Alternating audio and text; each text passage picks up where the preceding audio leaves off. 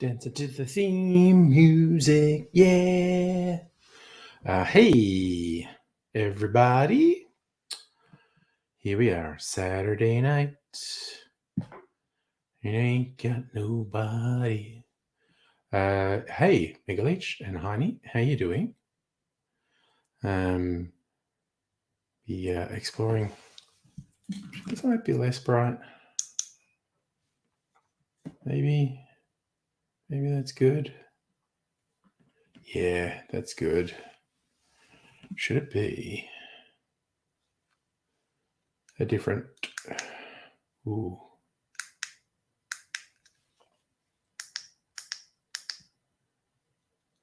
Oh, that's better. That is better. All right, now we're cooking with gas. Righty. Now, I am provably going to make at least one cocktail video tonight.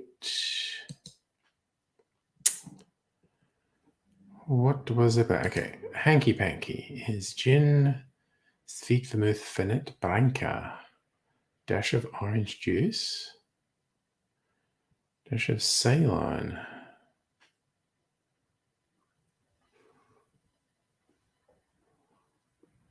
That actually sounds pretty good.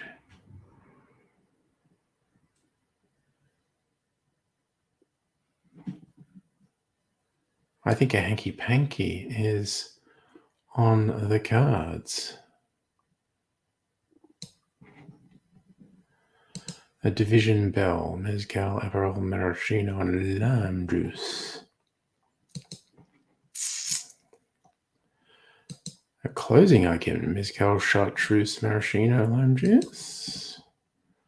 Cosmonaut. I must make a Cosmonaut at one point. Just got to get some jam. Oh, the Creamy Bee. Honey liqueur. Cream liqueur.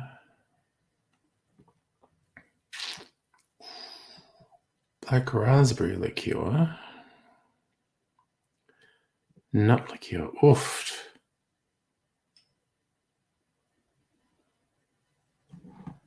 That one just sounds great.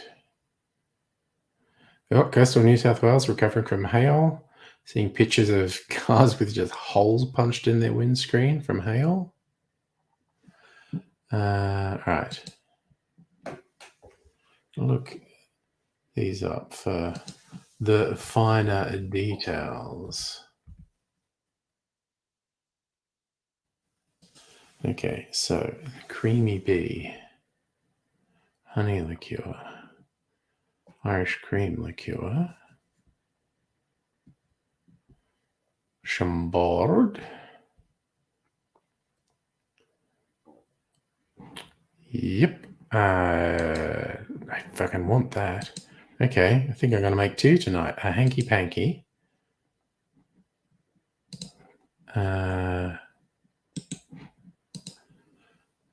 See if I'm missing anything in here. Hanky Panky. Cocktail. Stirred. Creamy Bee. Shake. Because we got a cream liqueur.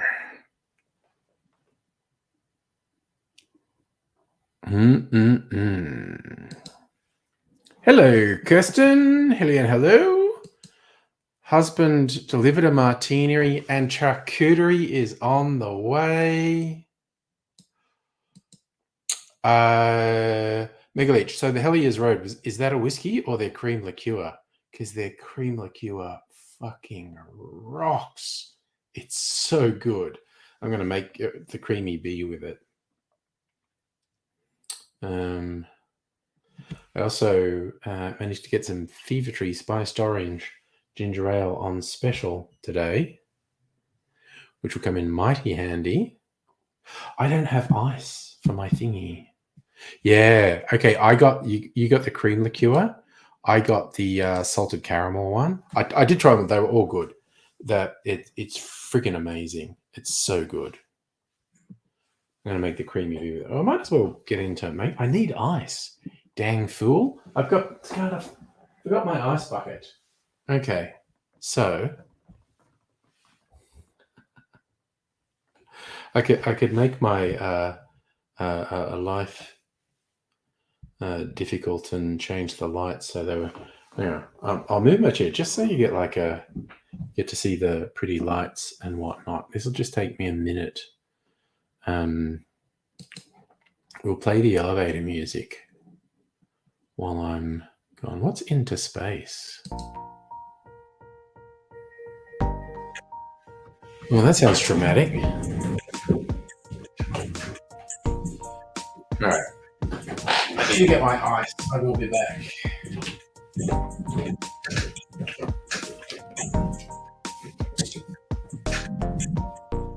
Looks pretty there, doesn't it? You see, I've got some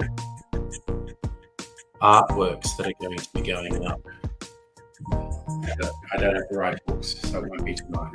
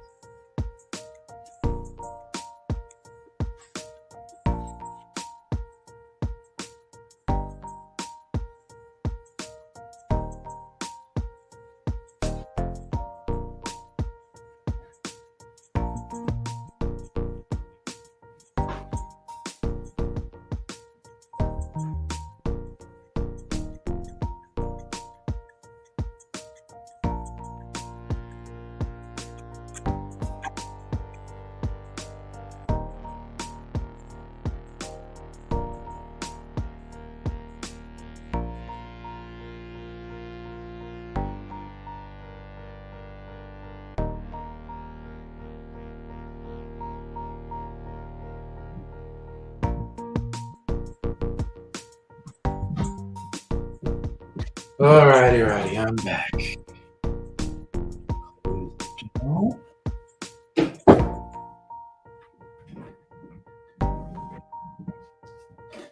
My ice bucket there.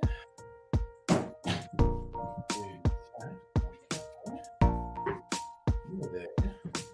You know what? Where's one of my little glasses?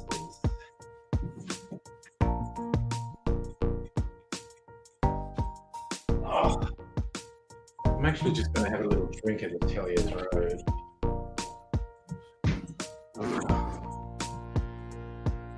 Almost gone. I have to get some more. Not say almost, it's like 2/3 gone. All right. I'm just going to have me a little bit of it because it's so good. Yes, that's a feature that StreamYard actually has. Some lo-fi background music.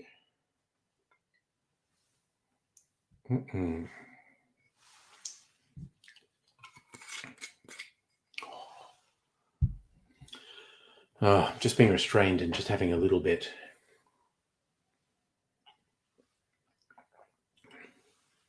Oh my God, that is so yummy. I don't usually drink this sort of thing, quite honestly.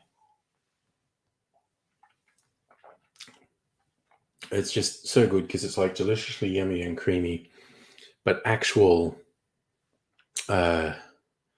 genuine whiskey taste in as well.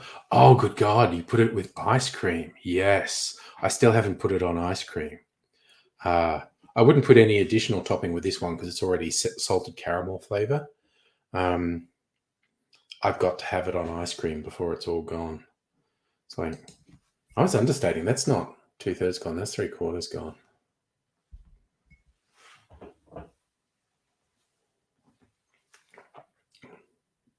God, that's so fucking good.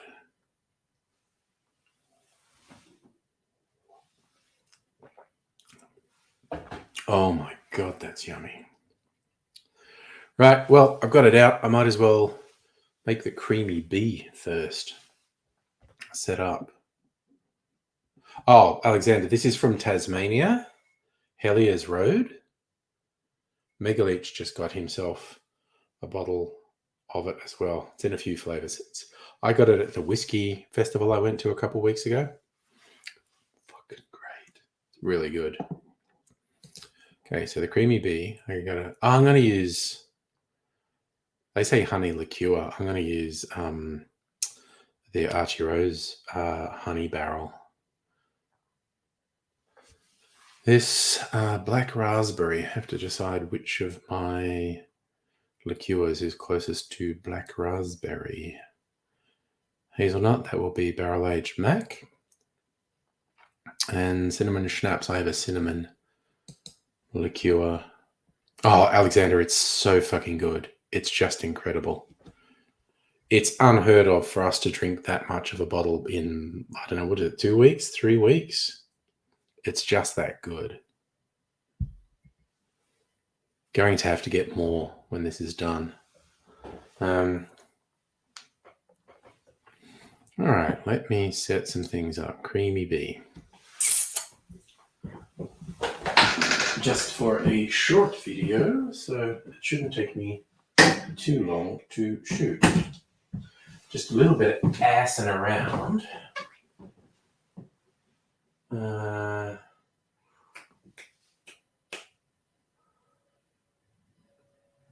Yeah, no.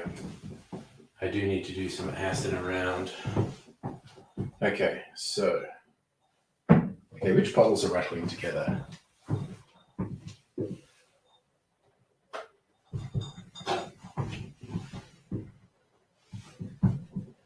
I get very annoyed when the bottles rattle when I walk around. All right, so from here, we want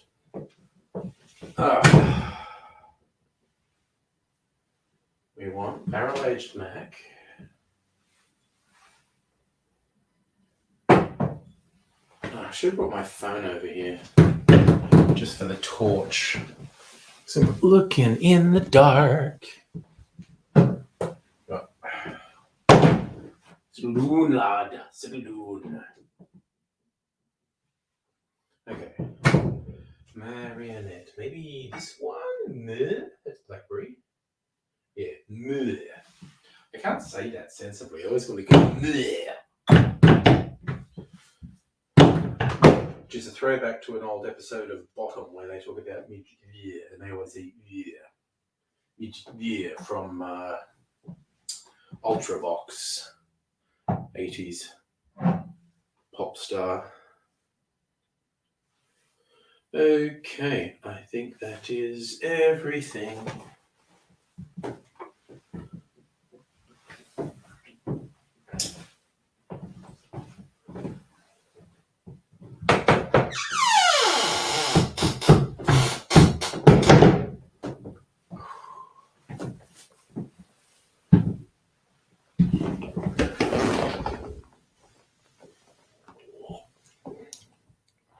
Ah, gosh.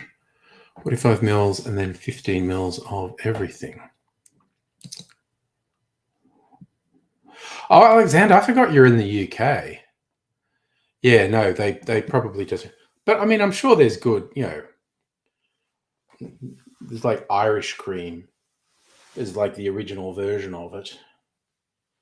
Trying to get my hair back because I washed it today, so it's a bit wayward. Okay. Ooh, they have a restaurant at the distillery. Yeah, Mrs. Angry and I definitely have to do a Tassie trip. All right, so I'm going to do talkie, then makey, then more talkie. All right, a little bit of setting up to do now. Okay. Gotta move my chair out of the way. This is a very cramped space I'm working in. It's not that cramped. Actually, if this bed wasn't still here, the space would be much easier to work in. But I'm not rushing to get rid of the bed. Because beds are useful. Alright. I can sleep in here rather than on the lounge if I get really late and get shit-faced. Right. That. Alright, these little gins. I don't want them there. Right, we'll just put them in here for now. Alright, well that was good. Just knocked everything over. Whatever.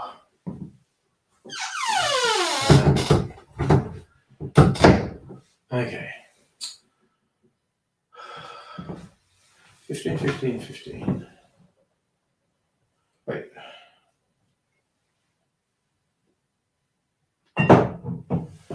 Where's Honey Barrel? We're doing 45 mils of you. Right. Getting the GoPro ready as well. Alright. Wo ist the GoPro? Got the GoPro.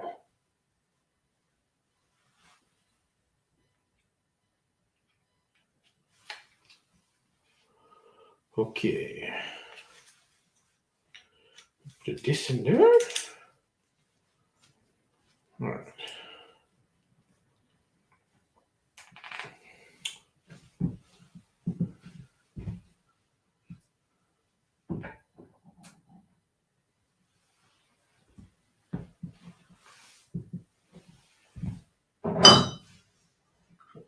A little bit across there. There we go. Ooh, I've got to try my liqueur as well. It's been in the barrel for 2 weeks. I need to do a taste comparison. Okay. That's for later. Okay. What are we doing? What are we doing? What are we doing? Oh. Okay.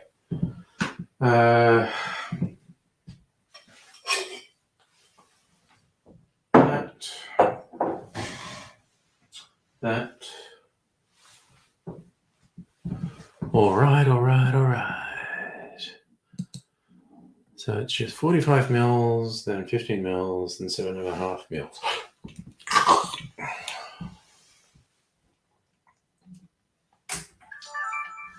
Okay, let's frame this sucker up. That was way too much zip. Go on, zip. Don't get fucking antsy on me. Let me double check what that looks like when I stand here.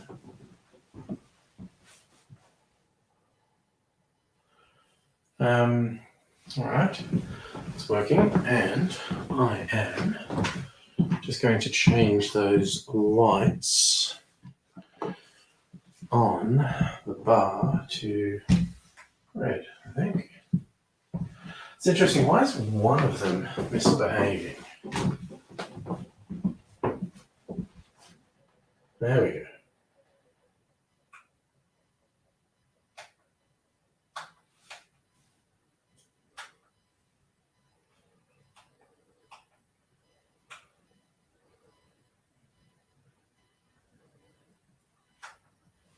All right.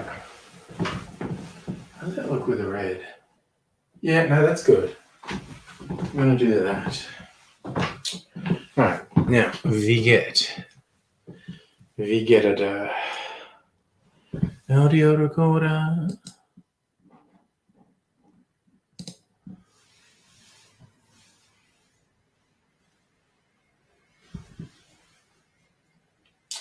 All right. Got it? Let's do this. Let's do it. Okay. Audio recorder.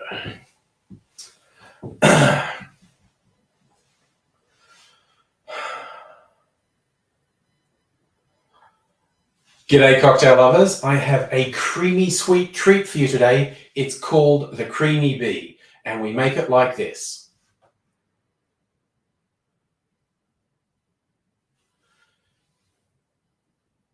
In a cocktail shaker, put 1.5 ounces or 45 mils of honey liqueur.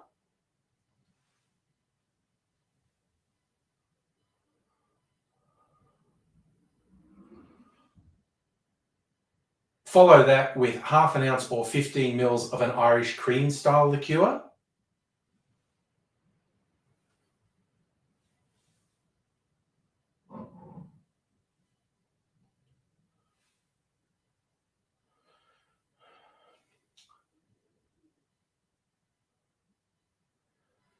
Then adding 1/2 ounce or 15 mils of a raspberry liqueur like Chambord. Then we add 15 mils, 1/2 ounce of a nut liqueur. And finally, we add 1/4 ounce, around 7.5 mils of cinnamon schnapps. We add ice to our shaker, shake that good and hard for 10 or 15 seconds, and then strain it into a chilled coupe. Okay, now I actually have to do that. So that's a slight rejigging. We will switch this off and this off for now. I need this one on. Okay, now as I learned doing my editing, the GoPro's slow-mo needs a fuck ton of light. So, let's give it a fuck ton of light. Okay, so that is on slow mo, which is nice. That is what do we want?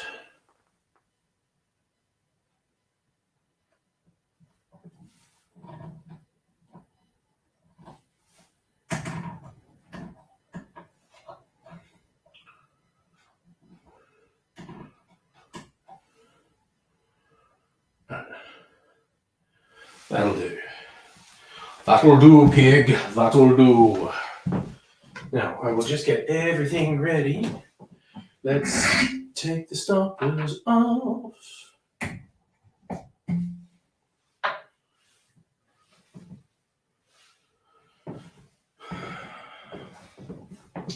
What glass will I do? This one. Just fun. Arbitrary choice time. And I'll put some ice in it. A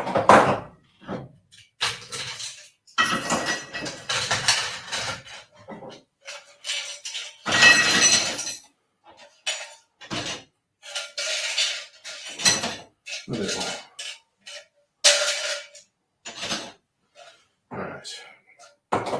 All right. I probably look really flared out on there now. Let's do it. Right. Get that on. This one.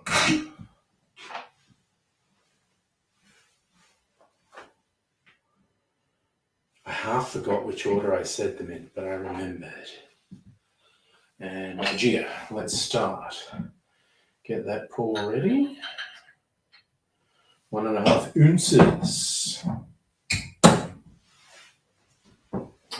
Okay, and we shall start the GoPro recording. Did it just switch off? There we go, it's recording. It's just doing a screensaver thingy.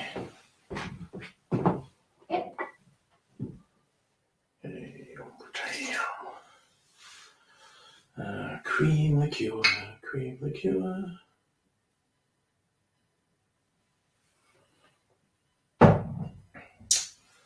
I gotta do a fake.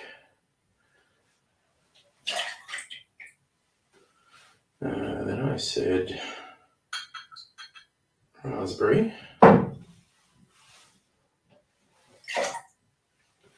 Then a nut liqueur.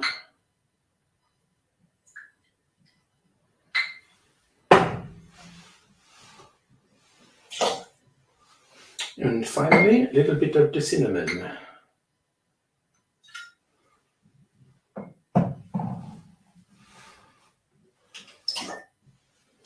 Okay. Yes.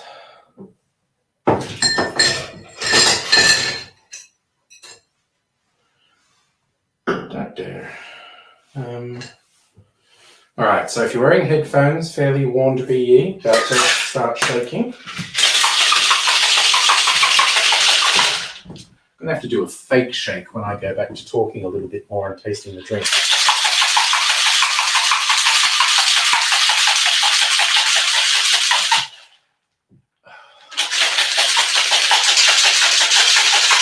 Realise I don't have my Hawthorne strainer.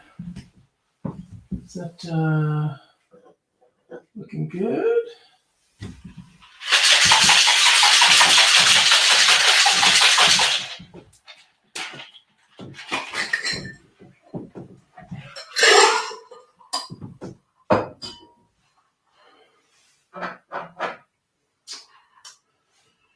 So, hope this works.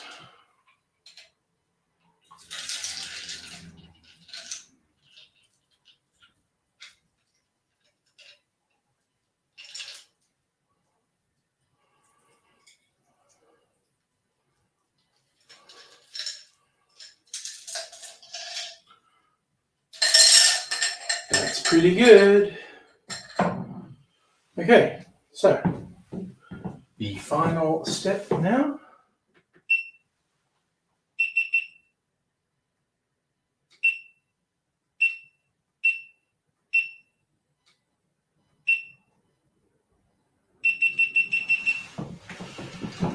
Right, this back to the sky.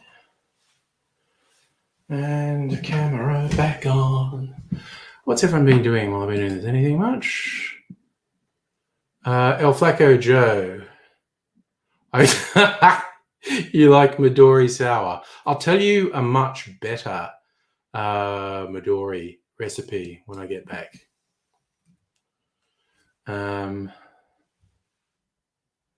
Yes, the light's bright.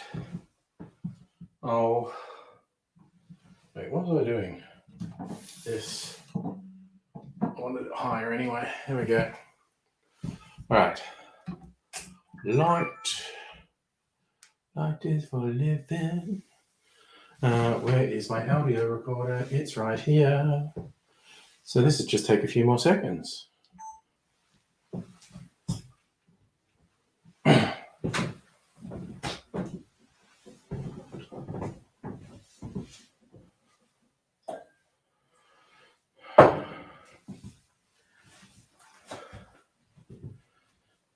I'm just double checking. I'm freaking out. I'm forgetting the name. It's a creamy bee, isn't it? Creamy bee. God. I knew it was. It's just for a second I freaked out and thought I'd forgotten the name of the drink.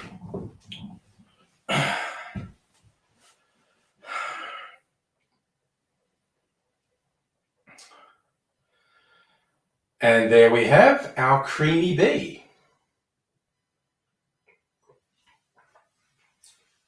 Oh my God, that's fantastic.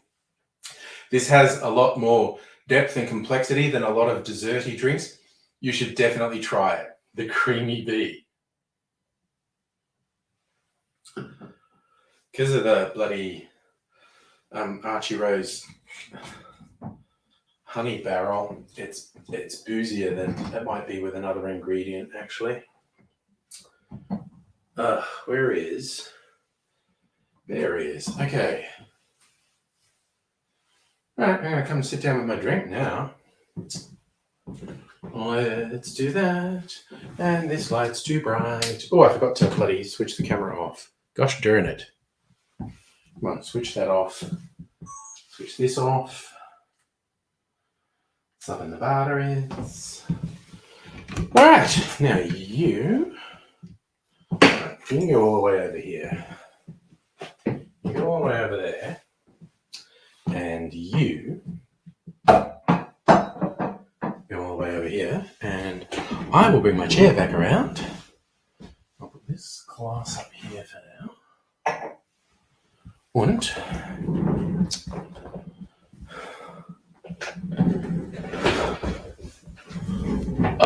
okay. Ooh, that's a wild old drink. Oh, you found the list of Henry drinking words. I don't do many of them, I don't think. Yes, El Flaco, creamy B as in B-E-E, because it has honey. It's the biggest component is honey liqueur.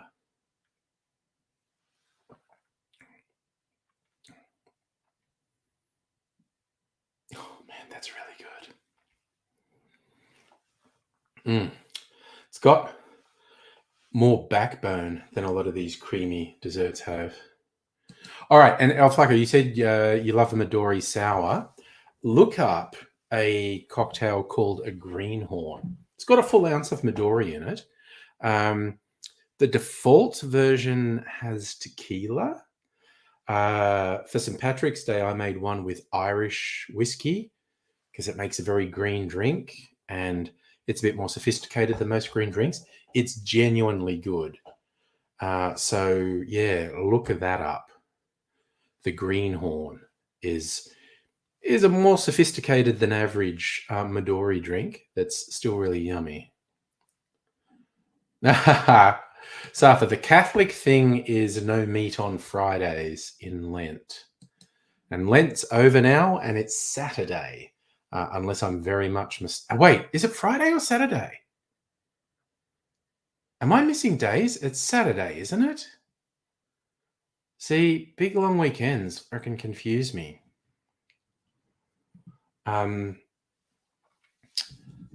So, yes. Interestingly, beaver doesn't count as meat in Catholic doctrine. So you can eat beaver. Take that as you will. So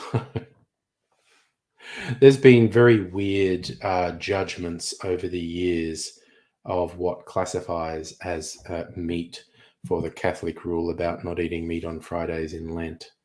It's very weird. Kind of like all the various kosher rulings.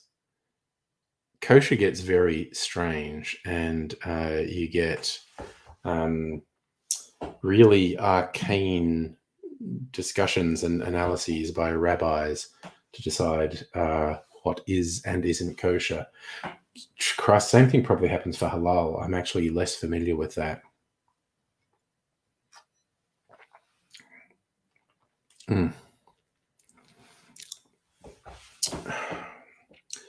But yes. Yes, to find the beaver, we're looking for the map of Tasmania. Nice. Hey, Noog, how you going? Hope you're well. Easing in for a Saturday night. Middle of a long weekend. Having a drink. I think I will make that hanky-panky and do a video for the hanky-panky. I'll have to go out and get my sweet vermouth and orange juice. I think rather than saline solution, I'm going to use Japanese bitters. Salty bitters.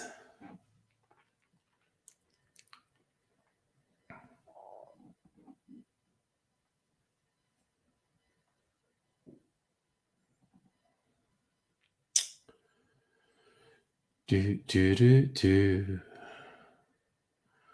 Do do do do. So Harry Craddock's original Hanky Panky is just an even split of sweet vermouth, dry gin, 2 dashes of Fernet Branca. You know what?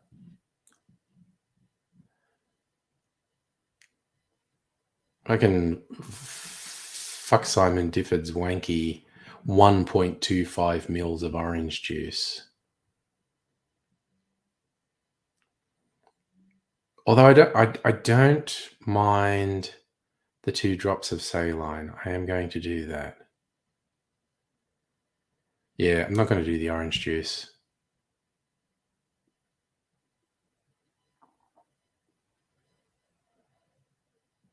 Or am I? Because I have some orange juice. I don't think you'll taste it, not with Fernet.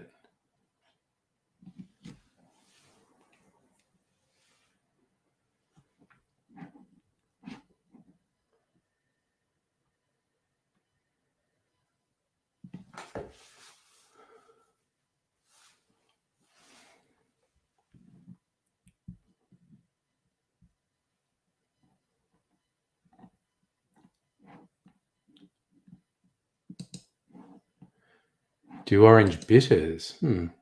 Oh, Alexander, strength saline. He recommends 20 grams sea salt to 80 grams water, so a 4-to-1 saline solution. I'm going to do a couple drops of these Japanese bitters rather than saline.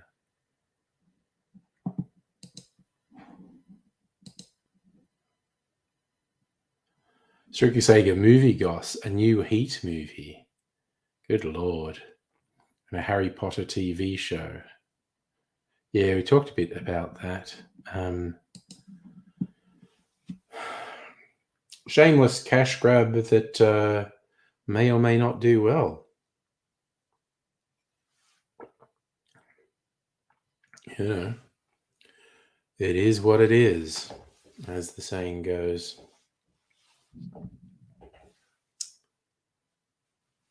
But that'd be so much pressure. So much pressure on the people producing the show, the actors who go in it, because just the huge success of the original Harry Potter movies, and of course, hardcore Harry Potter book people might be really open to it because, of course, they had to leave stuff out of the movies that's in the books just for time. So there would be different stuff in a TV series. So yes, I'm kind of with you. Strictly Sega, Rowling is an awful person. Probably make money. Like even that stage show they do seems to make a lot of money. Who actually knows? It's the old Hollywood maxim: nobody knows anything. I first heard of that in William Goldman's book, Adventures in the Screen Trade. He's a very well-known Hollywood screenwriter. It's a fantastic book for someone who wants to write scripts, actually. It was actually used as a textbook where I was at uni doing our theatre thing. It's very good.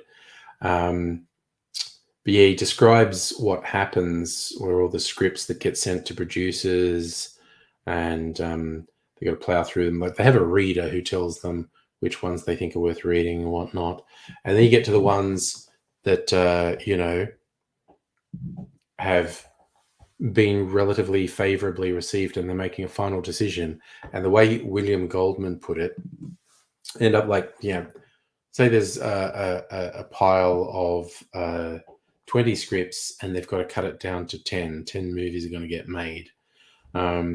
So they put their best brain into it and they cut the pile in half. Half get rejected, half get made. Goldman says, in all probability, if you just swapped those piles around, made the reject pile and didn't make the selected pile, the movies would probably be as successful. And what they're essentially looking for in like 10 movies, even at a best case scenario, they expect 3 or 4 to bomb financially. They want 3 or 4 to do okay, like make their money back and maybe make a bit of a profit. 2 or 3 they want to be very successful, make a bit of money, and they hold out hope that 1 or 2 are going to be blockbusters and make so much money it wipes out the losses from the ones that lost money. And the smartest, most successful minds in Hollywood have made movies that have been absolute stinkers, that have bombed abominably at the box office, that have been eviscerated by reviewers and the movie-going public. People hated them. And they've also just had huge successes. And some of the successes they predicted ahead of time. Some of the successes were major fucking surprises to them. But it comes back to the saying, nobody knows anything. Which is why, the recommendation is you have to go with your gut. You have to go, I think this will work, because, people who tell you they know everything are full of shit. The most successful people in Hollywood made absolute stinkers, and it keeps happening. So it's wacky. It's a wacky old world. What are you going to do? All right, I finished my creamy bee. Where are we? 8:43 already. All right. I feel justified in making a hanky-panky. Now, do it in a Nick and Nora. Ooh, I have to get my sweet vermouth. It's in the fridge. Yeah, fuck it. I'm going to get the orange juice. Why the fuck not? Put a dash of orange juice in there.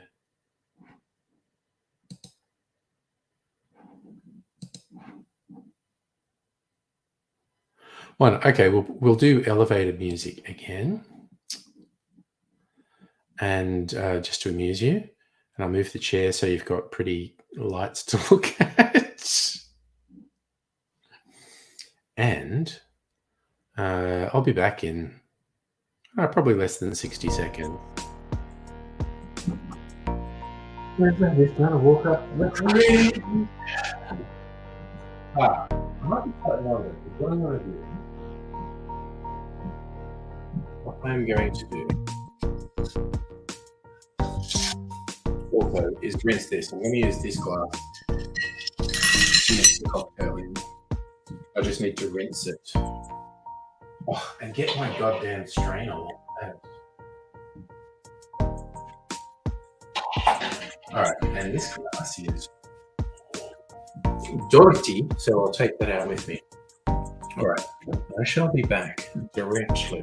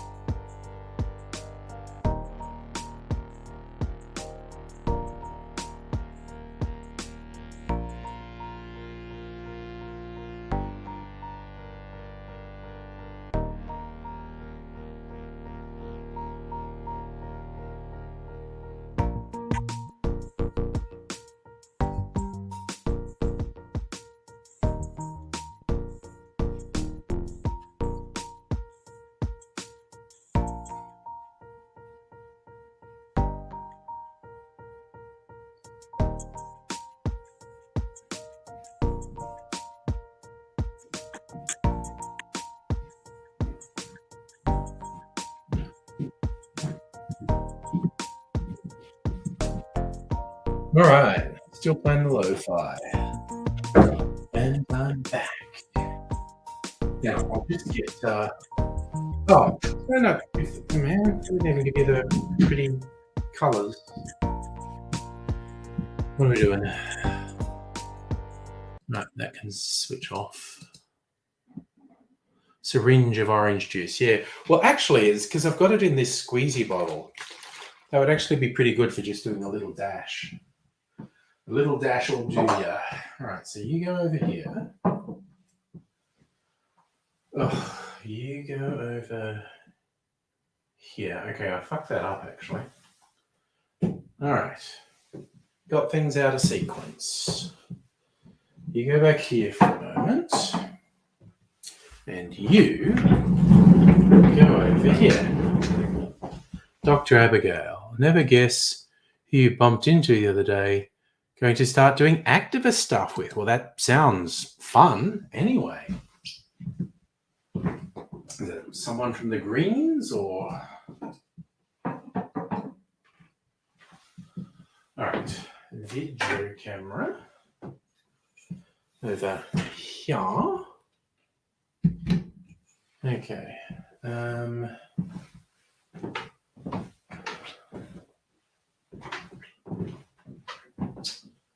Right, I might actually just put these back away because I'm not using them again. All right. Barrel-aged Mac goes there. Marionette. Get back with the marionettes. Honey barrel goes down here. Ooh, I should have rinsed this too. God damn it. Actually, no, it doesn't matter. You can actually just stay there. You go here. Ooh, that's pretty fucking wild. That's almost as... Jesus Christ. Don't mind me. I'm just not going to... Oh, now I have to decide which gin to use. Da-da-da-da. Which gin will I use? Which gin will I use? Bone dry. What the heck? I haven't made something with bone dry for a little while. Bone dry gin. What's that remind me of gin bone? Dem bones, dem bones, dem dry bones. Dem bones, dem bones, dem dry bones. Have I got my barrels correctly labeled? You're for later. I'm going to try you. Okay, so we're ready.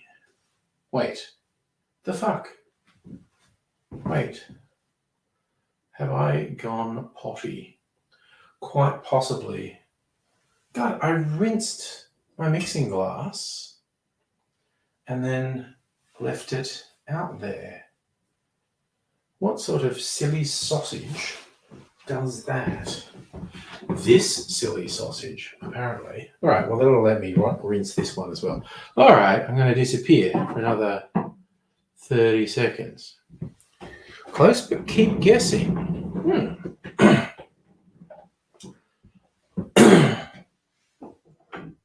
All right, everyone else should guess. I'm going to be back in a minute.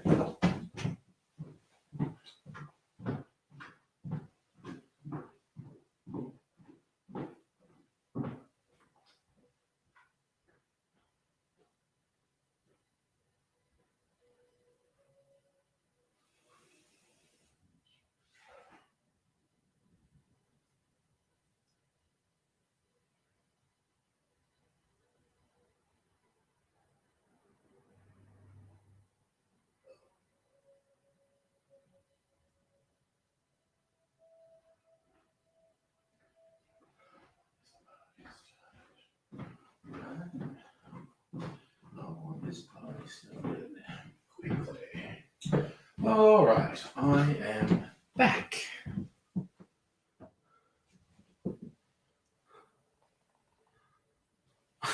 Greta Thunberg is way off.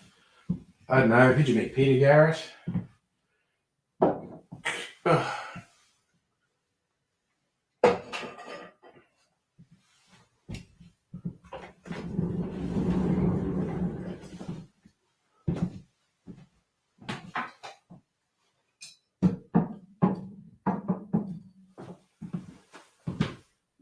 Bitters.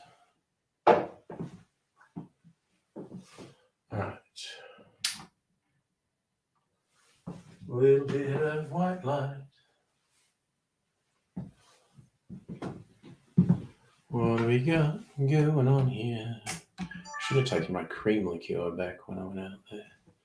That's okay. That's pretty wild. That's pretty strange.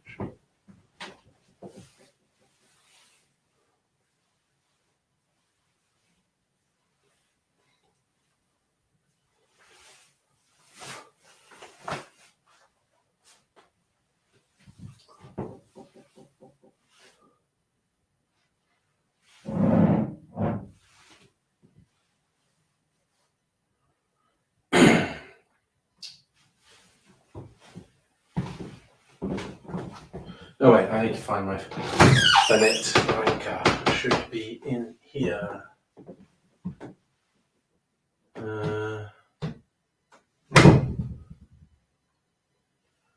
Not yet automatically finding things.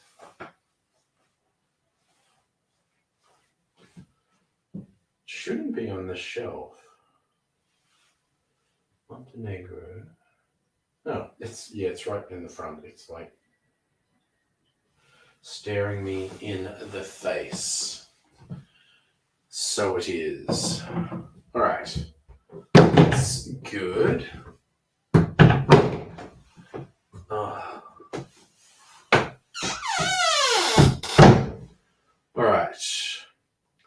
Now I think we are ready to go. All right. Oh, wow. Ali, really?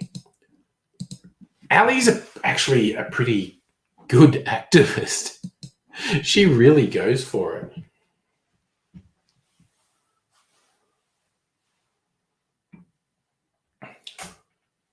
Man, battery saved just when I was about to shoot. Okay, so let's get this going.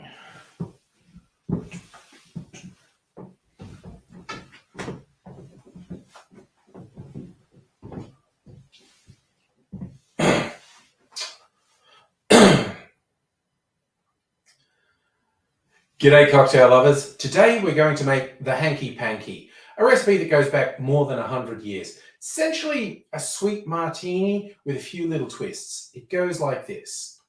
Into our mixing glass, we want to put 1.5 ounces or 45 mils of a dry gin, and then 1.5, oh no, not 1.5 ounces. Yes, 1.5 ounces. Fucking brain just stopped working. It is 1.5 ounces, okay. Editing, I can fix this in editing. Then we add 1.5 ounces or 45 mils of sweet vermouth. And then we do just a couple of dashes, maybe half a bar spoon of Fernet Branca and some optional extras. We put a dash of orange juice and just 2 drops of saline solution. We add ice and stir that for 20 to 25 seconds to get it chilled and diluted, and then strain it into a chilled Nick and Nora glass.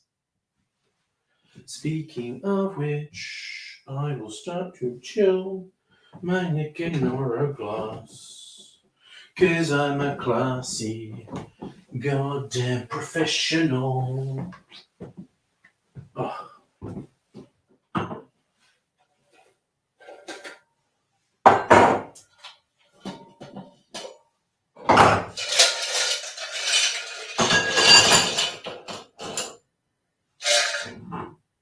Right, you go there.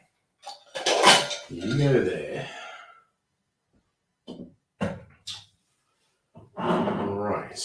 Okay.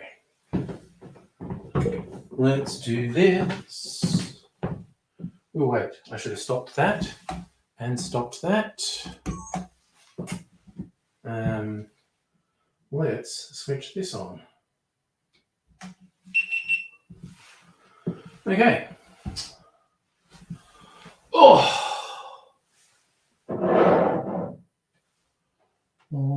We're on slow-mo. Okay.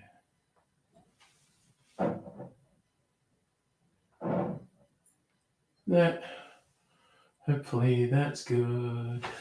Ah! And let's bring this around.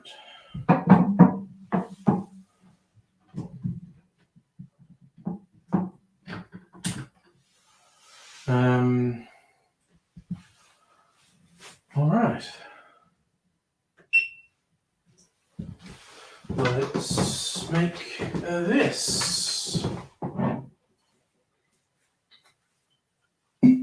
Oh God, I haven't got my friggin' whatever. All right. Und now, das wird vermutlich.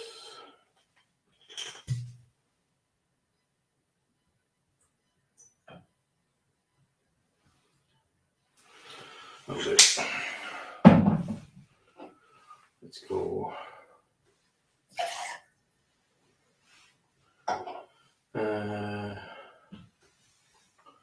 Right, let's do half a spoon of net.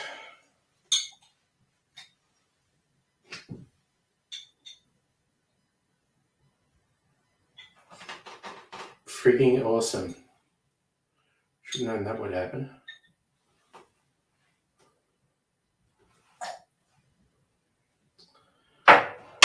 Made a mess. Made in good spirits. Now, we will do all this orange juice to just do a little dash. Dash of orange juice. And finally, I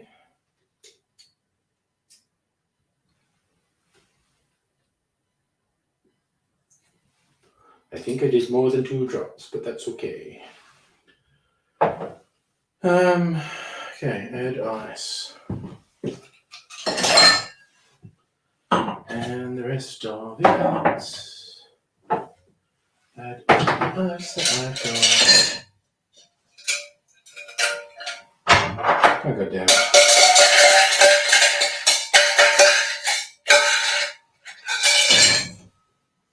All right. All my ice. And we're going to stir.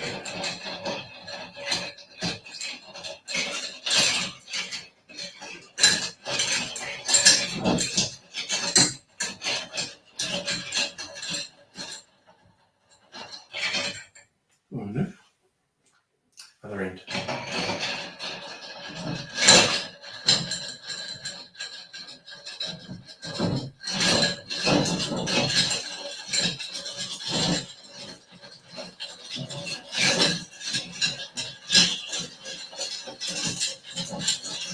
Oh, God damn it, I forgot that Hawthorne straightener again.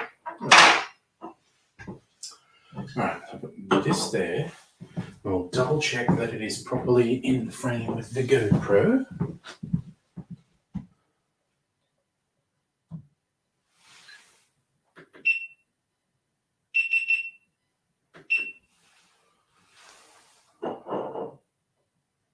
Yep, there we go. It's an annoying little screensaver thingy it does. Is my strainer.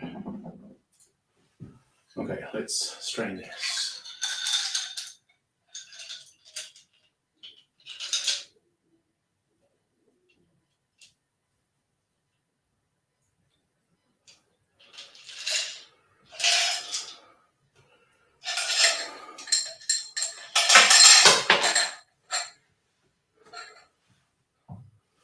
Right. All right, so that's that. Red wing ice. Okay. Oh gosh, I screwed that up. Let's do that up there. Come on, go in there, light. Turn that off.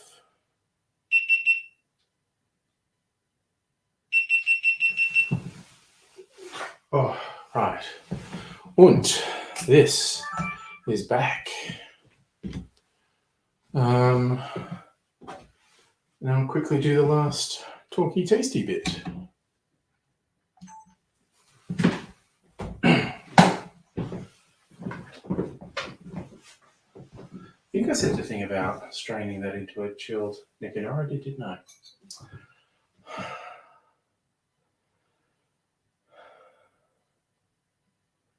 And there we have the hanky panky.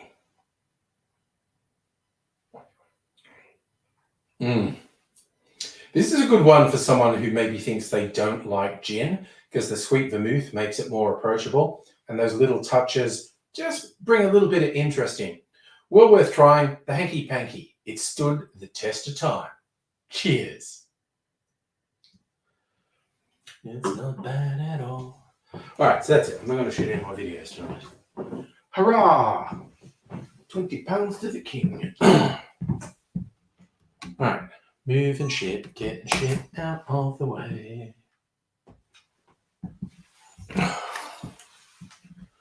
Oof. Actually, you know what? I was going to record one other thing. I'm just going to quickly do it. I'm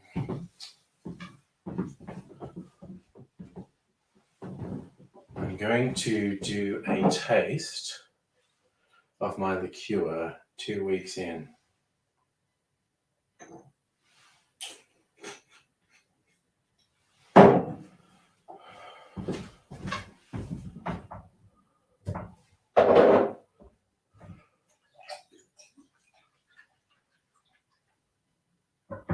Flip it around.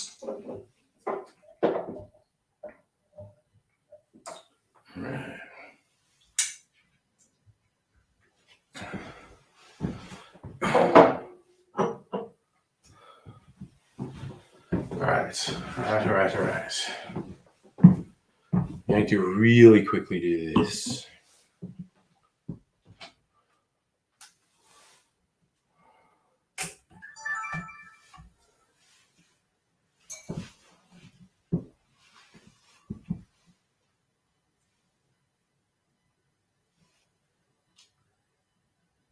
Do.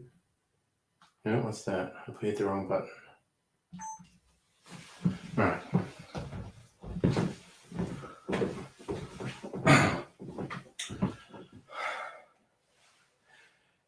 I'm doing a 2-week taste test of my barrel aging liqueur. I'd always planned to leave it for at least 3 or 4 weeks, but I thought the 2-week mark will give it a taste test. So here we have the unaged or unbarrel aged liqueur.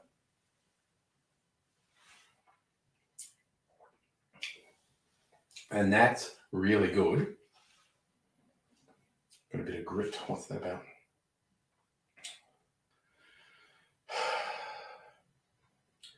And for a comparison, this has been in the barrel for 2 weeks.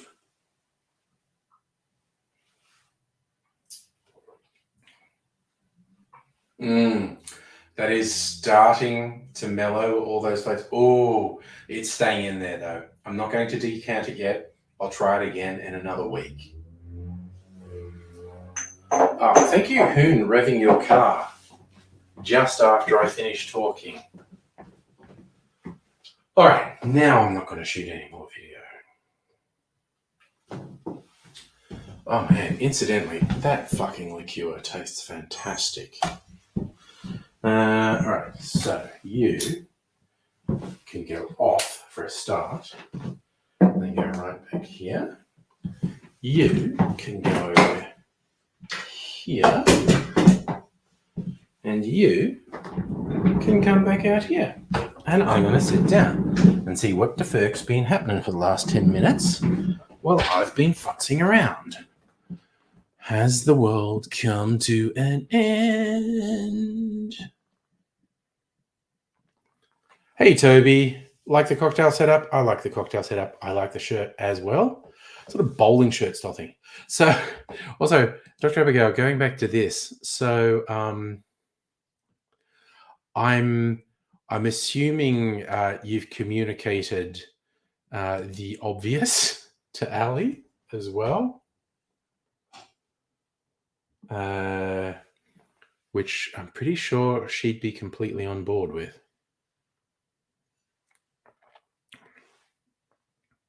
Oh man, that's pretty fucking good. Yum. Okay. Not making any more videos though. So, oh, you bought a new case for your tablet. Well, that's fun. Oh god, yes. No, I would have expected you to have a good laugh about it. I mean, my god, because you've both experienced similar but different things, but really in the same ballpark. But yes. I still don't have a tablet, actually. There's been various times where I've been tempted to look at getting a tablet because I can see scenarios where they seem quite useful. Still don't have one, though. Oh, yes. No, absolutely. Yikes laughing. Yes. I also probably at another time have to give you just a little bit more specifics about the particular message that I received on Discord that I alluded to. Toby, you switched to YouTube. Facebook sucks, dude. We're all going well, man. Been chatting with the offspring today. They're still going well over in their new apartment. I'm still going well, having taken over young Mr. Angry's bedroom.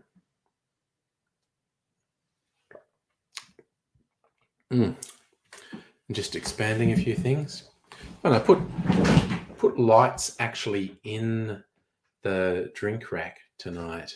Just a little extra thing. But I like the mood lighting in the background. There's going to be artwork on the wall soon. Maybe as soon as tomorrow. Who knows? And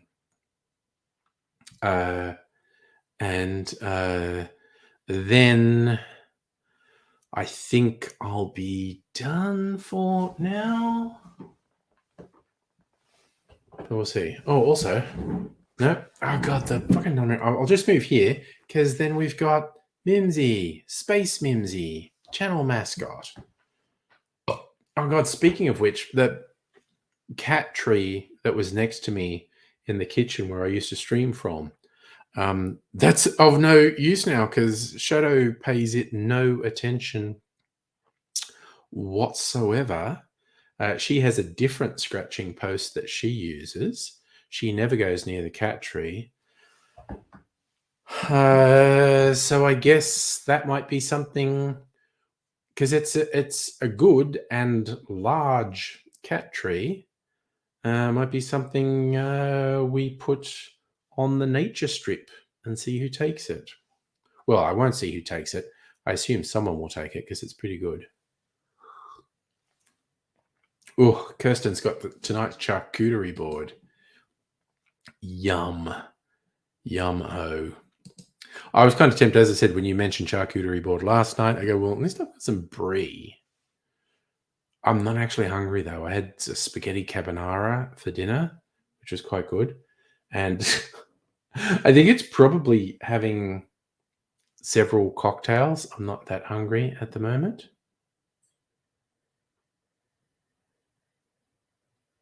Oh, God, Toby. So we're saying VD, was he attempting to mug someone or someone attempted to mug him? Again, I wish that lad would get some proper care, some proper therapy. Oh, yes. Oh, Kirsten has posting all hell the brie. And Look, no goddamn word of a lie. We've got to work it. Kirsten, if there's ever a reason or an opportunity for you to be in Melbourne, we've got to get together and go to the fucking Gin Palace and have their cheese platter, along with gin. But their cheese platter is from the gods. Okay, I need to bring up my Discord. Oh, also, I need to update. I actually did my hanky panky and creamy bee. That was on there. Man, I feel productive. I love having a little planner on Trello. Makes me feel productive.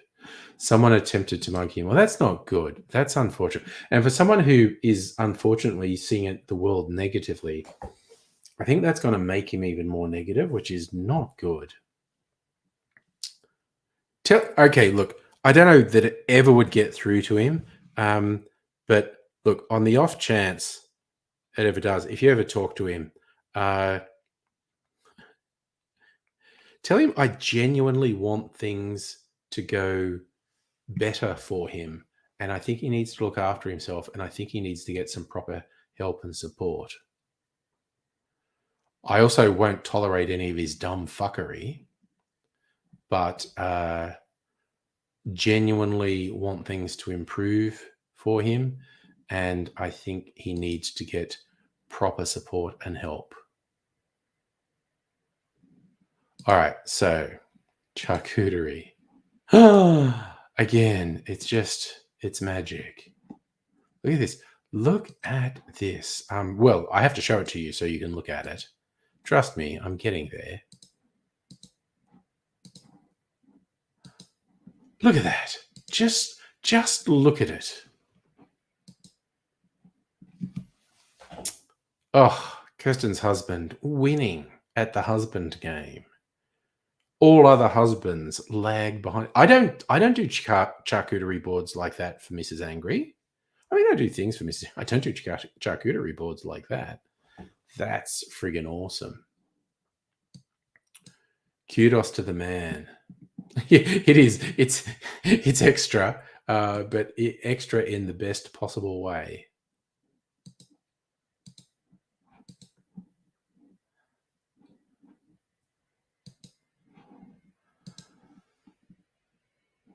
Actually, say you like yesterday's. They're both good. I'm not even sure they were that different. Oh, yeah, they're a little bit different. Tonight seems bigger. God damn, it's really good. Yeah, anyway, as great as that charcuterie board is, I'm just yeah, I'm not that hungry because I had spaghetti carbonara. Oh, Toby, you're gonna pass the message on. Thanks, man. Yeah, you need help. Oh yeah, no, the various letters he sent to me was someone who's got fucking issues. And look, I don't know if it'd work. After all the dumb shit he said to me, I can acknowledge he's a troubled man, and to the extent I don't want to shit on him. As from a particular perspective, that would be very easy to do. But also, I'm not going to put up with his bullshit. But I would genuinely like him to get help. I have genuine concern for him.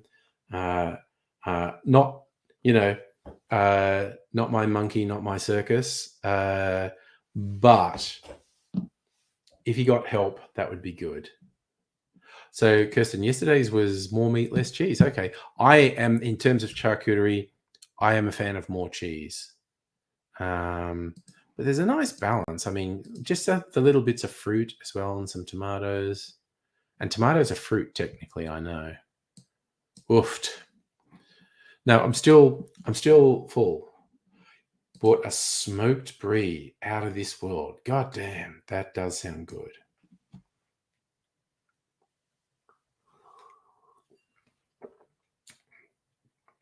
Mrs. Angry made these fun sort of Easter egg alternatives. They're kind of like protein balls. like dark chocolate and I think it was like coconut milk and coconut powder and hazelnut and a whole hazelnut in the middle. And so not so much, they're in the shape of Easter eggs, like dark chocolate Easter eggs, but they're almost more like little protein balls or something. They're quite. Safa, half Tim Smithed. I've had 2 cocktails. I intend to fucking move up the Tim Smith rank, honestly. So I've had the 2 cocktails. I'm going to put these glasses away. I haven't even looked at the Easter eggs, actually. Oh, Mrs. Angry also made some hot cross muffins that were very sort of wholemeal, and they had all like cinnamon and the cooking spices in them. So they were healthier than supermarket hot cross buns. But no, I didn't have any hot cross buns this weekend. Oh, sorry, just put these up here.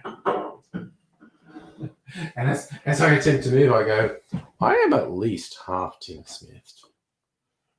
All right, so I got a big glass with ice because I wanted to try my new Anther black cherry and chocolate gin with this ginger ale. So Toby, Vidi's mum said it scared him. All right, so maybe it's a wake-up call?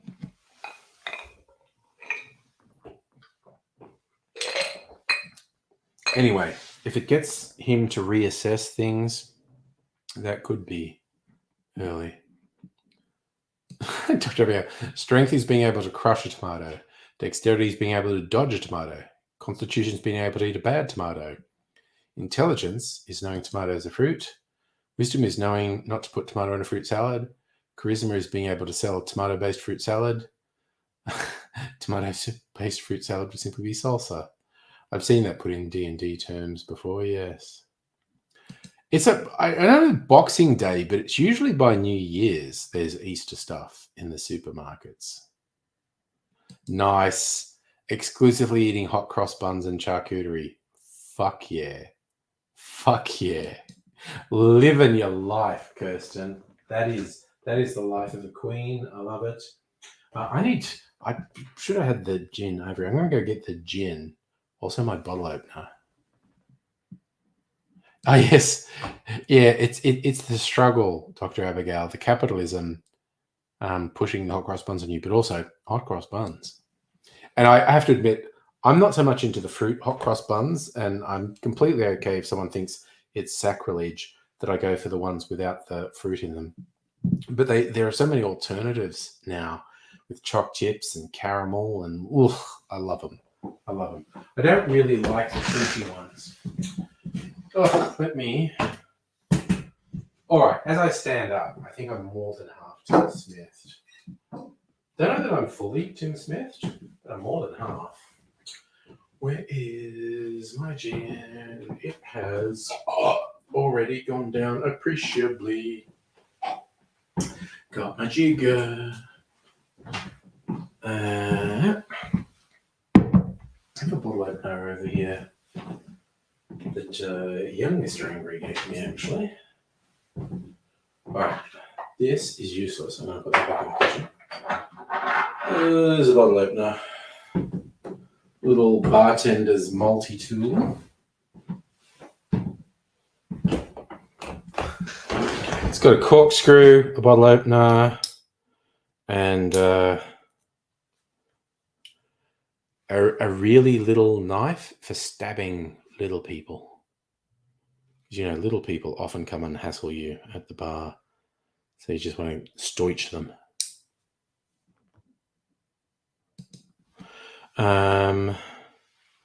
Right. Let's open this bottle. Put a bit of the ginger ale in, and then put a bit of the gin in. It's like drinking gin with nothing else in, but I've got ginger ale in, so it's not quite 1 crowded hour.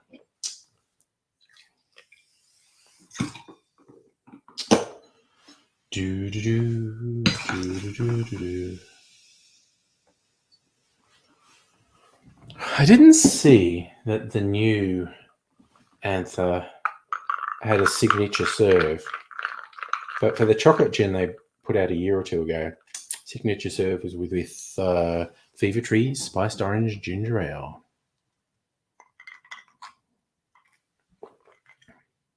Fuck yeah. Oh my god, that's fucking great. That is friggin' awesome. A sweet gluten-free husband walked to the bakery before you woke up to get more hot cross buns. Nice.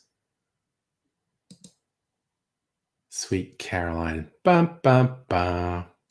Okay, so me being an old school YouTuber, I've been watching Vlog Brothers for however long,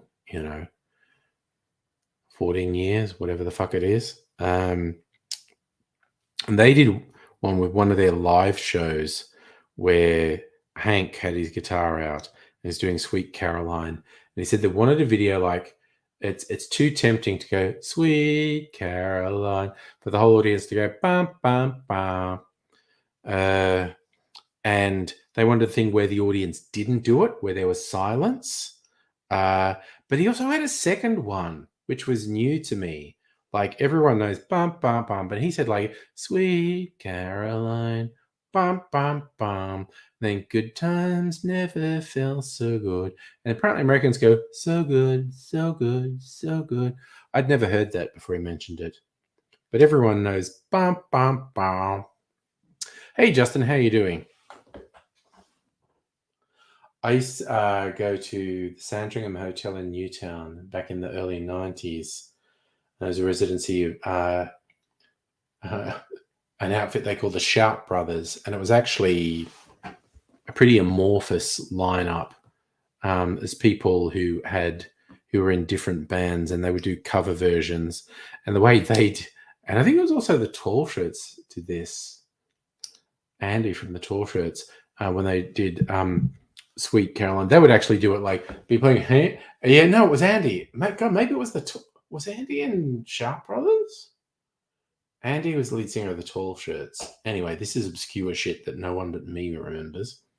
And he would do this whole thing because he was huge. He was an American, and he was he's like 6'2", 6'4", and he would do this whole thing where they go hands touching hands, and then it would be reaching out, touching me, touching you, and there'd be Sweet Caroline, and then the band would just stop, and he'd just get the audience to go bam, bam, bam. Oh, Strictly Sega, that's from baseball? Okay, good to know. Toby, old school question. What we got to do on my YouTube? I had aspirations to be a stand-up comedian. To that end, I started a blog, which I called, I was going to force myself to write stuff. I called it Angry 365 Days a Year. And because I was going to post at least one thing every day for a year. And I was going to hope to develop some material I could use in stand-up. Now, here's the funny thing. I think I started on Blogspot, which was Google's now defunct blogging platform, and I had Angry 365 as the extension. And then someone mentioned WordPress. They said WordPress is really good. You're doing WordPress, and I was going, okay, I might put it on both platforms. I'll start up a WordPress one. Someone already had Angry 365, so I had to come up with another name, and I came up with Angry Aussie. So it was only because someone had occupied Angry 365, I came up with Angry Aussie. If that had never happened, my YouTube channel would probably be called Angry 365. I'd be angry 365 days a year.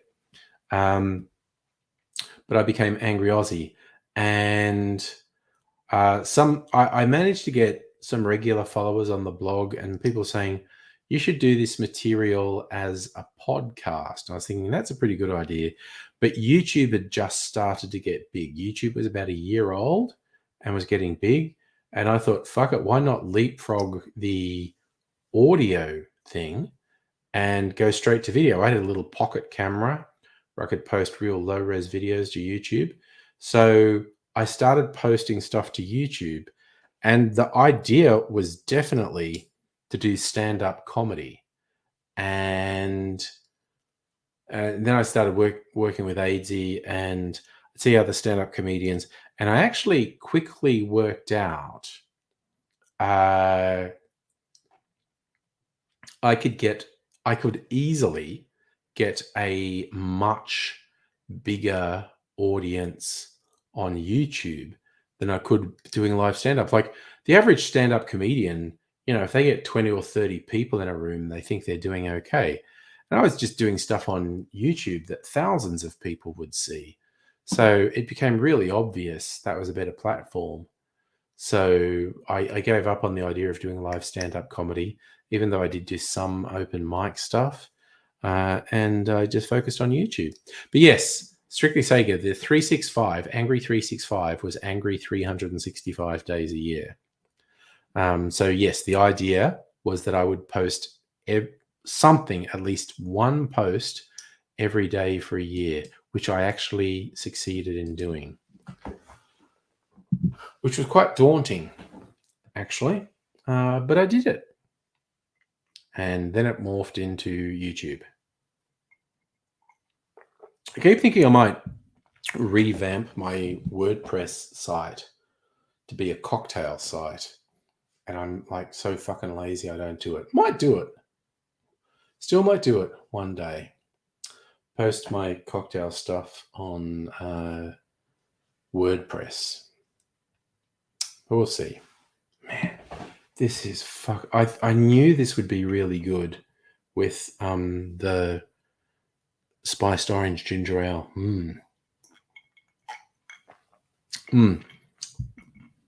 This gin is more cherry than chocolate, but the chocolate comes through. Fuck, it's good. Yum is all I'm saying. Yes, and Kirsten, after all that, here we are. It's gone through so many mutations and whatnot, and here we are.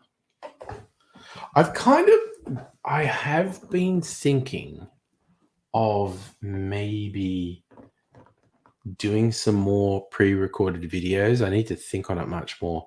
I'm definitely not going to start doing the videos again where I'm shouting and swearing. Thinking of having more calm conversational videos, but also, because I think about, all the toxic shit that is sucking dudes in. I thought, maybe, I can be weird and creepy being the father figure type thing, but actually trying to give guidance that is not toxic to young men, because I do genuinely believe there are things that men experience and go through that they need to talk to other men about. Like, I have just the most wonderful, supportive woman in my life, but it's like, freaking hell, it's different for dudes. It's not necessarily harder, but it's different. Yeah, no, be like fireside chats, definitely, Dr. Abigail. It'd be just like, okay, guys, let's talk. Strictly Sega, don't you usually feel drained? It's kind of like I'd stop doing the streams if they drained me too much. And Safa, excellent question. I was doing occasional live streams prior to COVID, but it was definitely the isolation and the lockdown that made me go, okay, this is fucking weird, and we're all isolated, and it's weird and messed up. Provide a platform that would let people have some level of connection and maybe preserve sanity. And Justin, no, I have not had even a passing urge to do angry videos. Like I said, I do want to do things like if I even do the fireside chat ones, they'd still be pretty sweary because I just swear when I talk. But I have no desire whatsoever to do the angry, shouty stuff anymore. I just don't want to. It's had its time. So, strictly saying, a lot of men find it weakness to open up to wife. Yeah, well, it's difficult. The whole thing is it's difficult, and I do think that men need to be able to talk to other men, because I think men even find it easier to open up to their wife with perceived weakness than to do the same with other men, and that's weird and fucked up. Men need to be able to talk to other men about really personal and vulnerable issues to see if other men are feeling the same or other men have dealt with it. So, yeah, and when I talk about having an idea that I do want to do something, it's pretty much in response to just absolutely horrific, toxic shit like, Andrew Tate and all his imitators and Jordan Peterson and just weird, fucked up, hate-filled shit. And just wanting to, and even just, the residue at pickup artists and just wanting to say, like, no, you have to, okay, assuming you're like, cishet man who feels alienated. No, women and feminists, like, no. If you are not seeing, and I'm just using the example of women, if you are not seeing women as an entire, complete human with their own wants, needs, aspirations, and worldview, you're going to have a bad time. Okay, strictly saying, that's interesting. You're coming from a different things. You will open up to men and dribble on before showing a cheap chunk of weakness in front of us. Well, that's interesting. And I think you're definitely not alone in that. But I also think for a lot of guys, it is actually easier for them to be vulnerable with their female partner than with other guys, because that's gay. Toby, I've got a bunch of solid state hard drives with the original recordings of all my videos. For whatever reason, I obsessively kept them all. And that's like not just the edited videos, that's the raw video. So there's fucking thousands of hours, just like, I don't know, bordering on 20 terabytes of video. So it's a lack of anywhere to find positive, motivating talk. Yeah. And that's what I would like to do something positive, because you get these right-wing dogs. They're so fucking toxic. Justin, if men were encouraged to talk about their feelings, yeah, I think you'd get a decline in domestic violence. I think places like the US would be less gun violence, probably. I get it. You're not trying to protect the men. I completely get what you're saying. And yes, I like it raw. Mega Leech. Do I mean that? I don't know. They're just little portable hard drives that you buy at Officeworks. What are they? Oh, yeah. But here's the thing. The right-wingers are lying. The right-wingers are scam artists and grifters who are just trying to get money out of their audience. If I do stuff, that would be one of the key things I want to say is like, all those guys who talk about crushing it and hustle and doing that, they are liars and scam artists who are trying to get money out of you. I wouldn't monetize anything I did. And so this is a nebulous concept, but I would argue definitely those people are not happy. I'm happy most of the time. And they go, how many Lamborghinis do you have? How many Bugattis do you have? I just go, dude, you are not happy. And a Bugatti is not going to make you happy. I'm happy. Okay, so Megalich, Abigail saying I do mean SSDs. There you go. Okay, see, here's the thing, Strictly Sega. I keep seeing this thing that I think is really toxic and wrong, where it's like you get scum fucks on the right who, they accept anyone. Like someone's going like, oh, I just said this thing that was gross and fucked. And the people on the left said to me, you're gross and fucked, or that thing you did was gross and fucked. And they made me feel bad. And then these right wingers said, no, I'm good. So now I'm a right winger. And it's like, well, fuck you. You're a gross little shit weasel. And you do get people who say, like, oh, the left has got to stop ostracizing these young men. It's like, what? These young men that spout gross, vile, bigoted, hateful shit? No. I would absolutely call them out and say, that's unacceptable. But certainly give people an inroad. It's like yeah, dude, those people who say they want to embrace you, even though you said a gross, vile, fucked up thing, it's because they want to exploit you. And I'm not going to give you a free ride. I'm not going to tell you that you're okay. If you do fucked up shit, I'm going to say, oh, you just did fucked up shit. Also acknowledge that pretty much everyone does fucked up shit at some point. And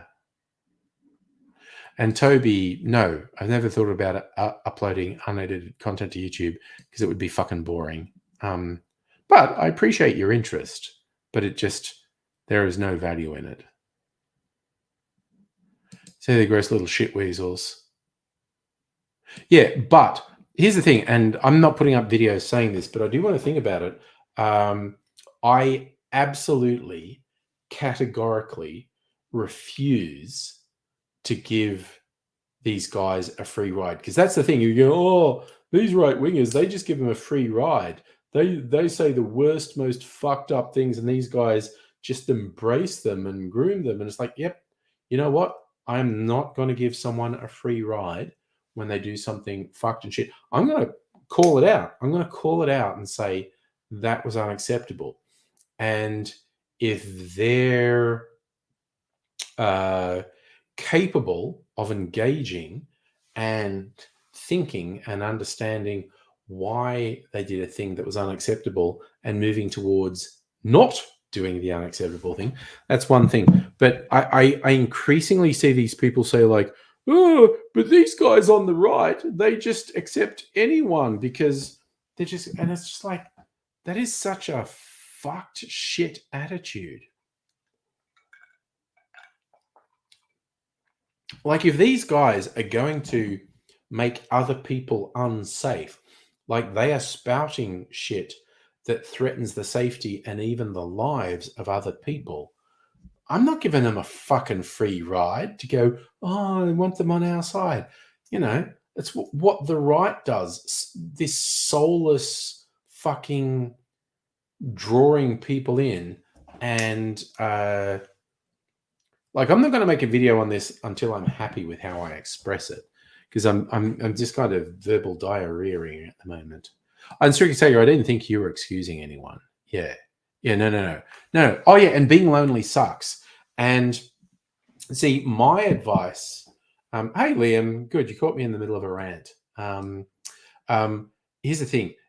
I want to see Strictly Sager, the lonely guys, the isolated guys.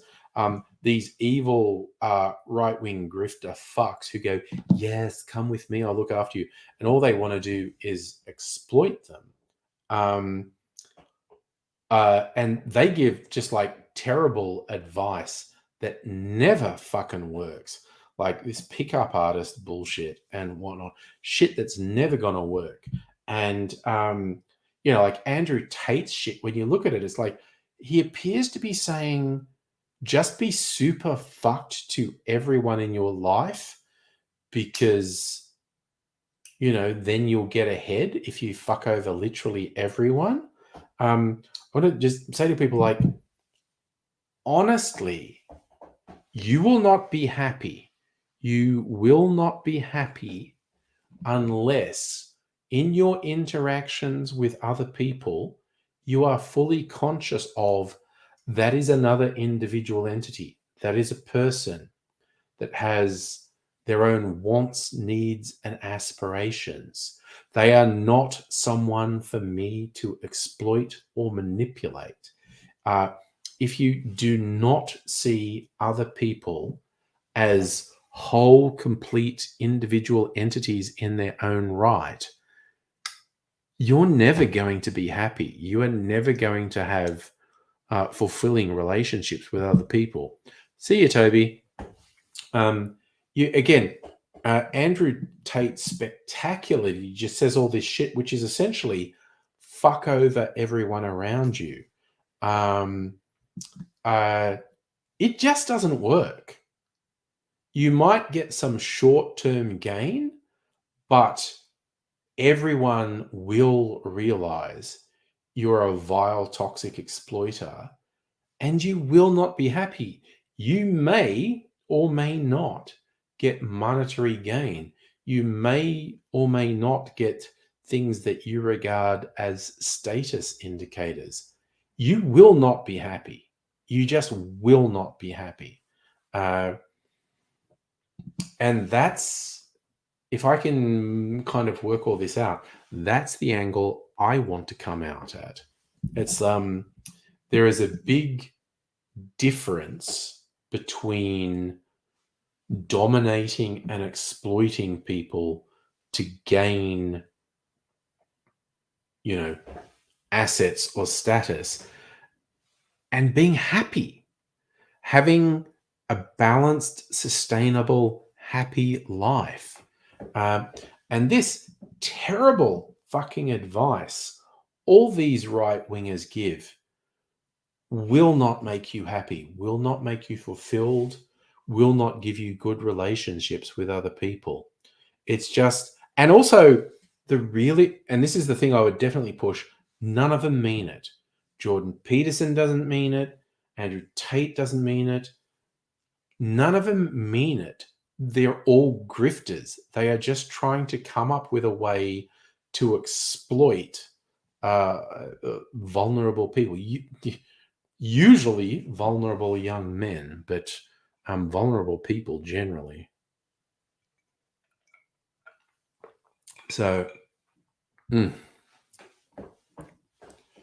that's me being deep and meaningful. Also, I'm just kind of, going grey, stopping pretending that I'm not old. So I think I get to be the elder statesman now. I think I've earned it. I think I've earned the right to take on an elder statesman role. I think I don't know what the future holds. Like I said, the offspring moved out. Young Mazangri's American boyfriend's going to come over here sometime this year and live with them. He's a very earnest young man. I like him. And I think he's keen to have a good relationship with me. That's good. And they may end up with kids. I might be a grandpa in a couple of years. I've already got in my mind, okay, if that happens, I'm changing the name of my cocktail channel from Angry Cocktails to Cocktail Grandpa. So strictly say, yeah, you got lonely little right wingers feeling a bit useless. Oh yeah. No, and see, here's the thing: the messages these right wing grifters feed these alienated young men are enticing and seductive. What I want to do is just be really open and honest and say, on top of the fact, I think those messages are awful, destructive, and negative. They're also lying. They don't mean any of it. They are exploiters. They are grifters. They are con artists. They are in this to trick people into giving them money. It's that simple. Alex Jones is just about the money. And that was interesting. I realized that years ago, and it was like, I mean, a fucking long time ago, as much as 10 years ago. I don't even remember, but I was doing stuff with AIDSy and we were diving into some of the conspiracy shit. And this is Alex Jones was not big on YouTube at this point. He had his own website and we were doing research and we're looking at the InfoWars site and he was this is sounds funny and quaint now, but he was selling DVDs. They were like 1.5, 2 hour things of just rants and conspiracy theories on DVDs. And he's selling stuff. And we just looked at his site and we thought the politics would be the main thing. And we just looked at it and went, no, this is a scam to sell people things. It's all about selling people things. And in the later days, it just turned into these weird supplements and shit. But that was a real eye-opener when we researched it and said, Alex Jones is not about the political message. Alex Jones is exploiting political angst to sell things to people. It's all about selling things, people. And yes, Safa, they are all fraudsters. They are all con artists. All of them. It's just exploiting shit. And they just go like, hey, if I did this shit, I'd get money off these things.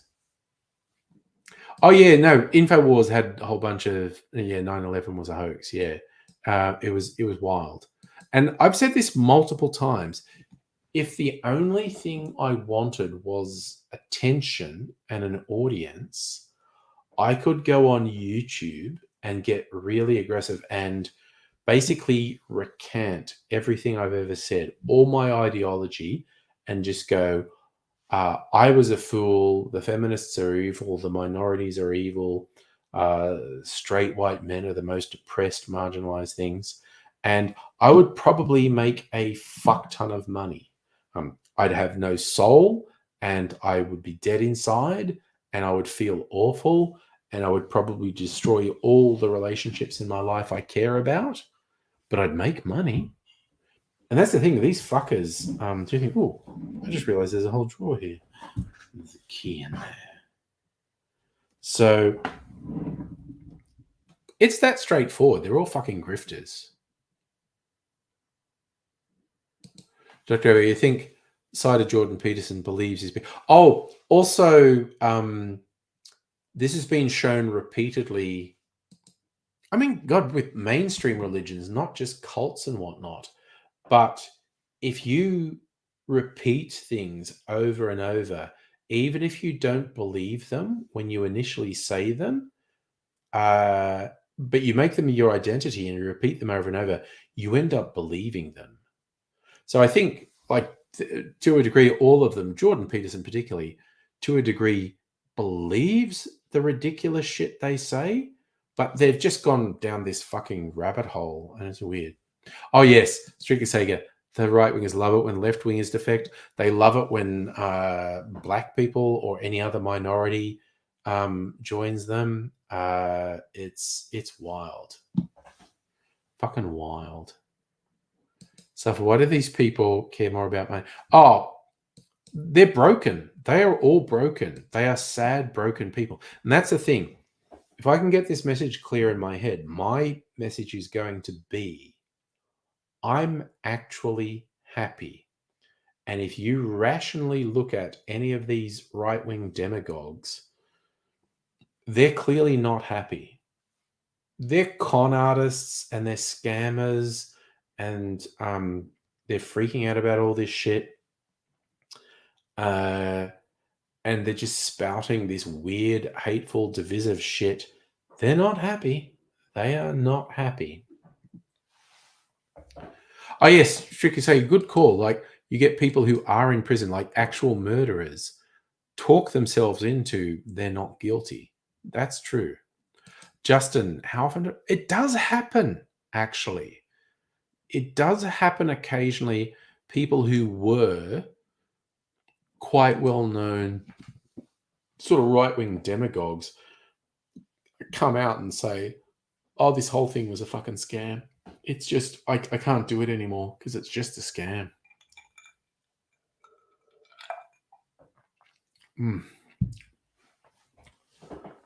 Oh, god damn. I knew this gin would be really good with the ginger ale. And it is. That's the other thing. You're just going to lighten it up. I have all these big, wild, crazy worldviews and also like a drink. I also had a big chunk of ice in my old-fashioned glass. Do I want to make an old-fashioned before I don't know. I'm reasonably high on the Tim Smith scale. Oh, good God, that's good.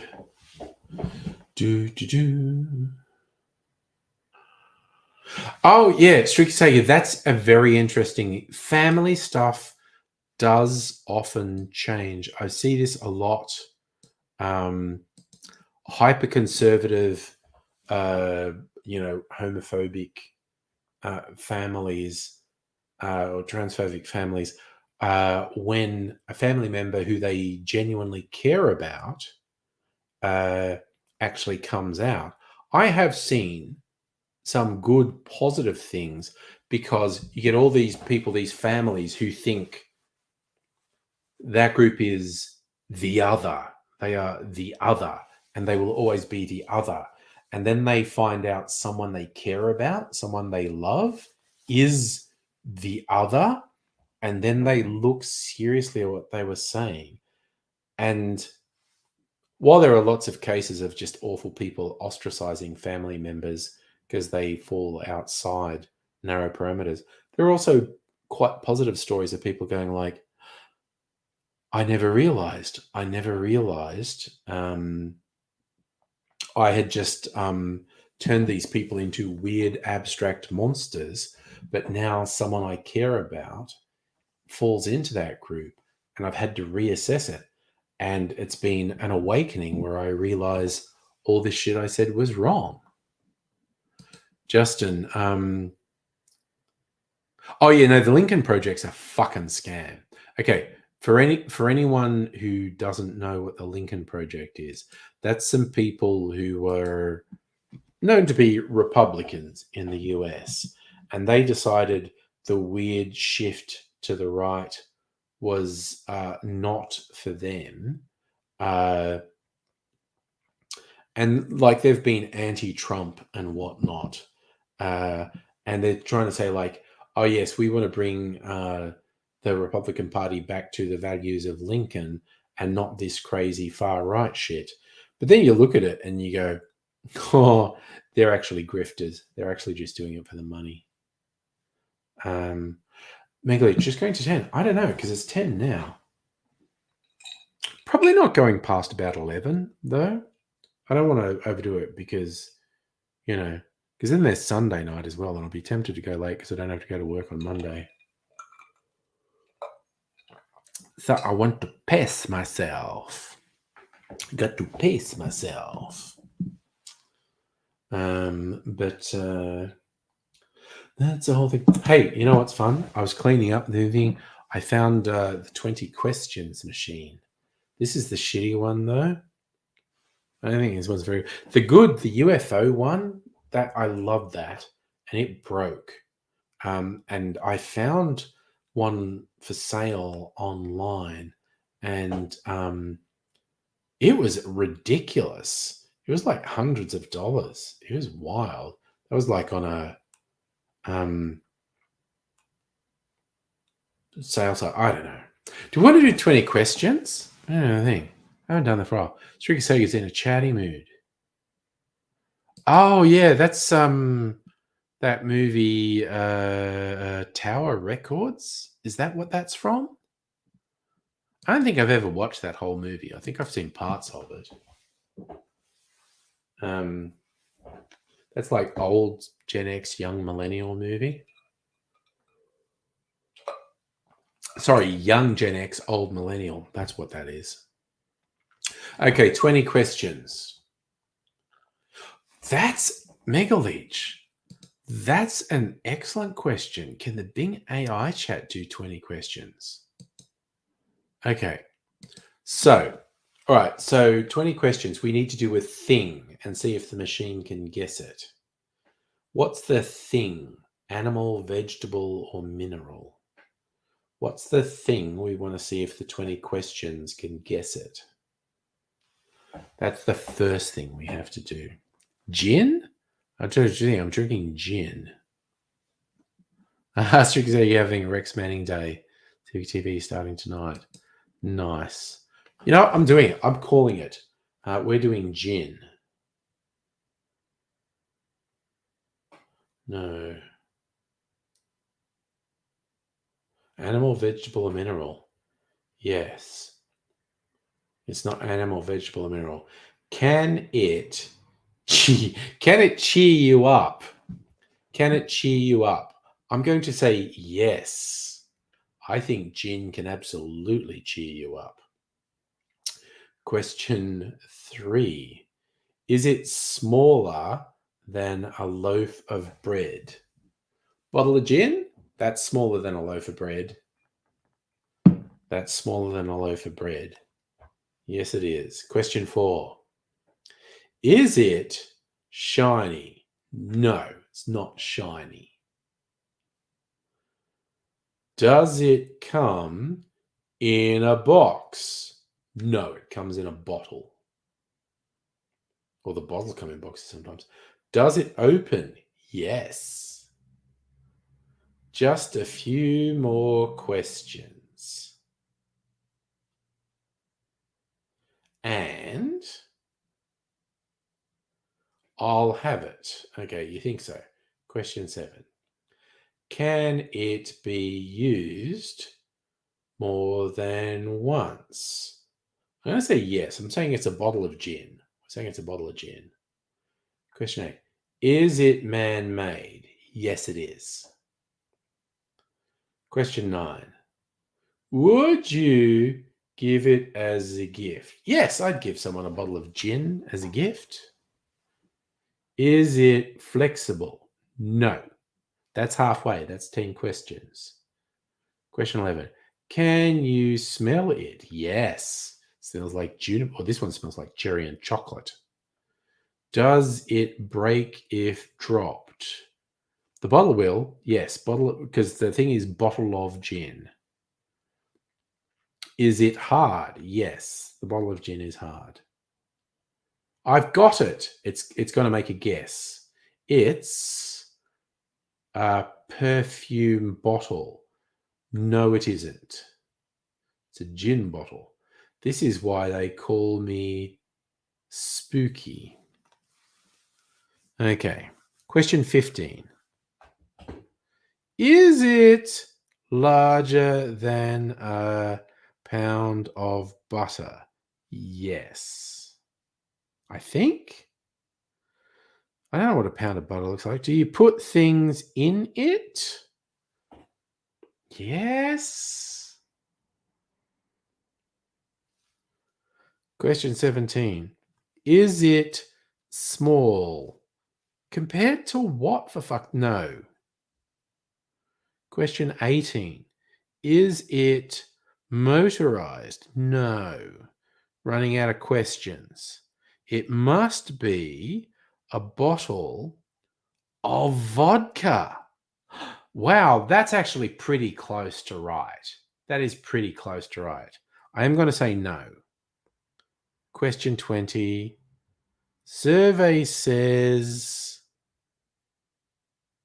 it's a sports car. No, it isn't. Honestly, I think guessing bottle of vodka, I almost want to give it to it. Does it have writing on it? Yes. We're into question 22 now. Is it heavy? It's like a kilogram. Is that heavy? No, that's not heavy, is it? Question 23. Is it considered valuable? Oof, but what's valuable? You know, that's like $80. Is that valuable? Is it? I'm going to say no. Less than $100 is not valuable, really, is it? Question 24. Do you use it? Do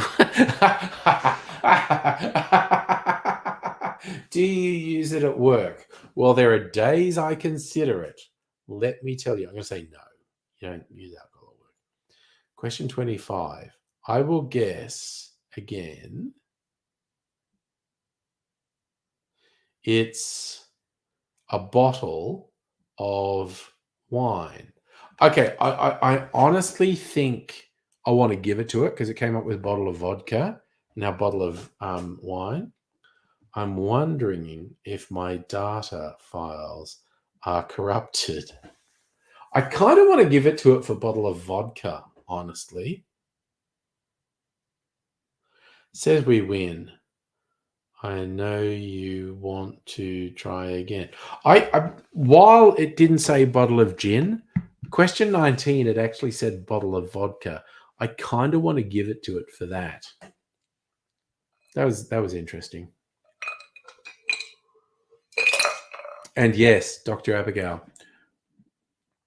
questions were very subjective, and it's because some of them were direct comparisons. Is it larger than a loaf of bread? But then it's like, is it valuable? It's like, fucking compared to what? What's our benchmark for valuable?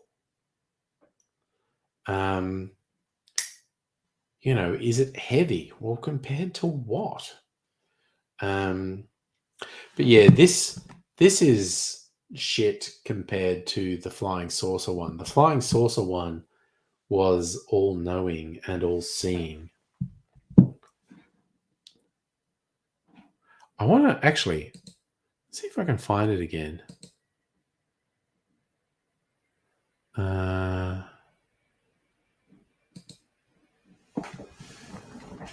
Electronic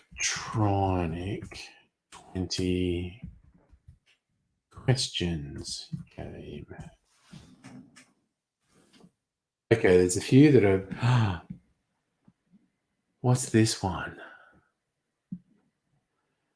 That's it. And it's only $30.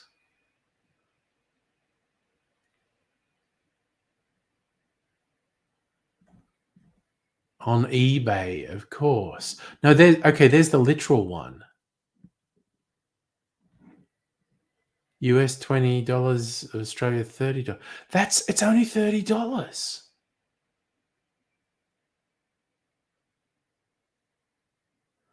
Holy shit. Like, seriously, when I looked before, these were like some ridiculous price. But now it's only $30. Fuck me, I might get it. I might get one. I'm not going to do it tonight. I'll do it when I'm sober. But yeah, now I'm seeing the UFO one, and it's only $30. God damn it. I might get it. Because, yeah, I don't know what it was. I looked for it a couple of years ago, and it was this absolutely outrageous price. And I'm like, no, fuck that.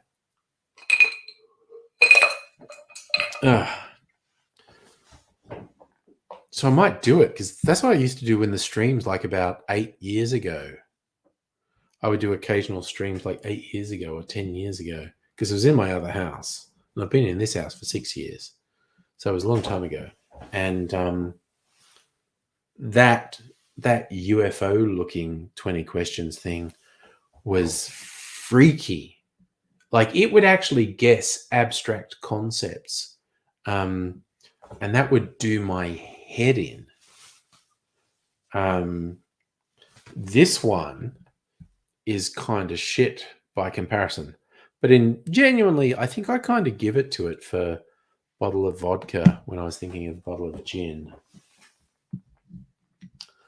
But I did say no when it said bottle of vodka, and then it said bottle of wine.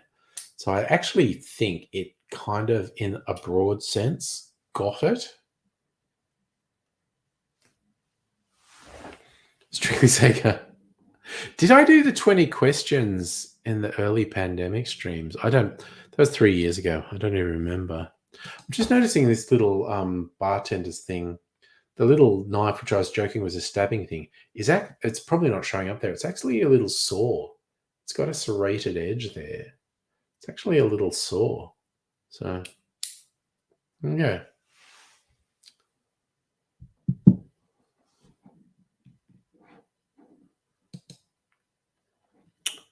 Oofed. Okay, you know what? I finished my gin.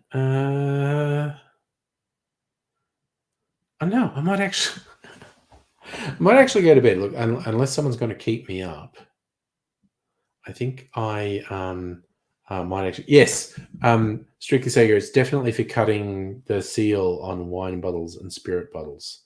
That is absolutely what this is for. For cutting those seals you get on the spirits and the wine bottles and champagne and that sort of thing. Little bartender's helper. But yes, I might go to bed. Okay. And there is the evil influence. Grab a drink and join. You grab a drink, I'll grab a drink. So if you're going to grab a drink, I'll let you do that. I'm going to play some elevator music and go to the loo, because I've been here drinking for 2 hours and I think I need to go to use. You had a bartender helper.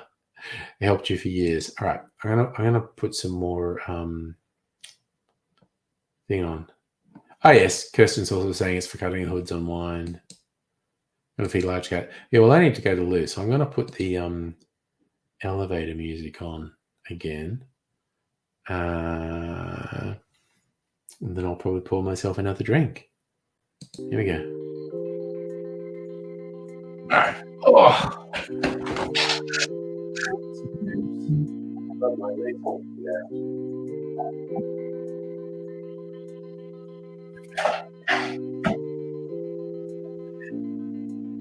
Oh yeah, there you go.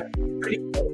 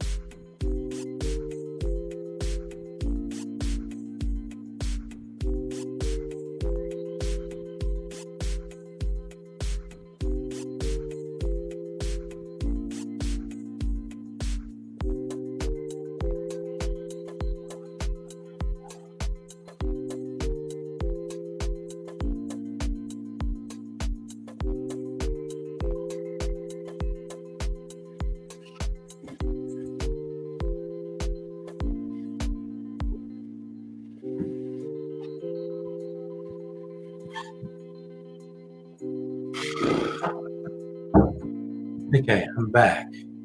Even the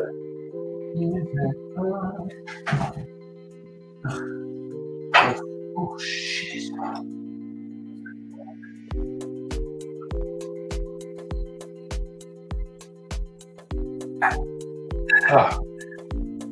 Some water, that's good for me.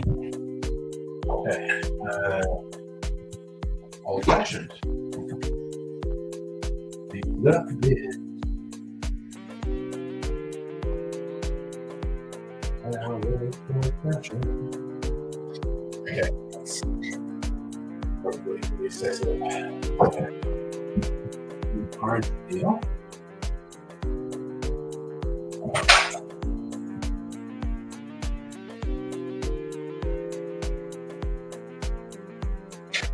Oh man, that's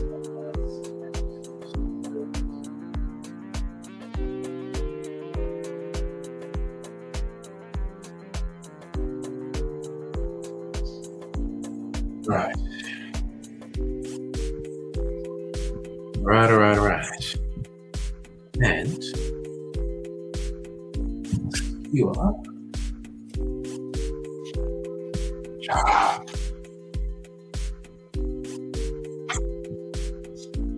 Where's the cherry?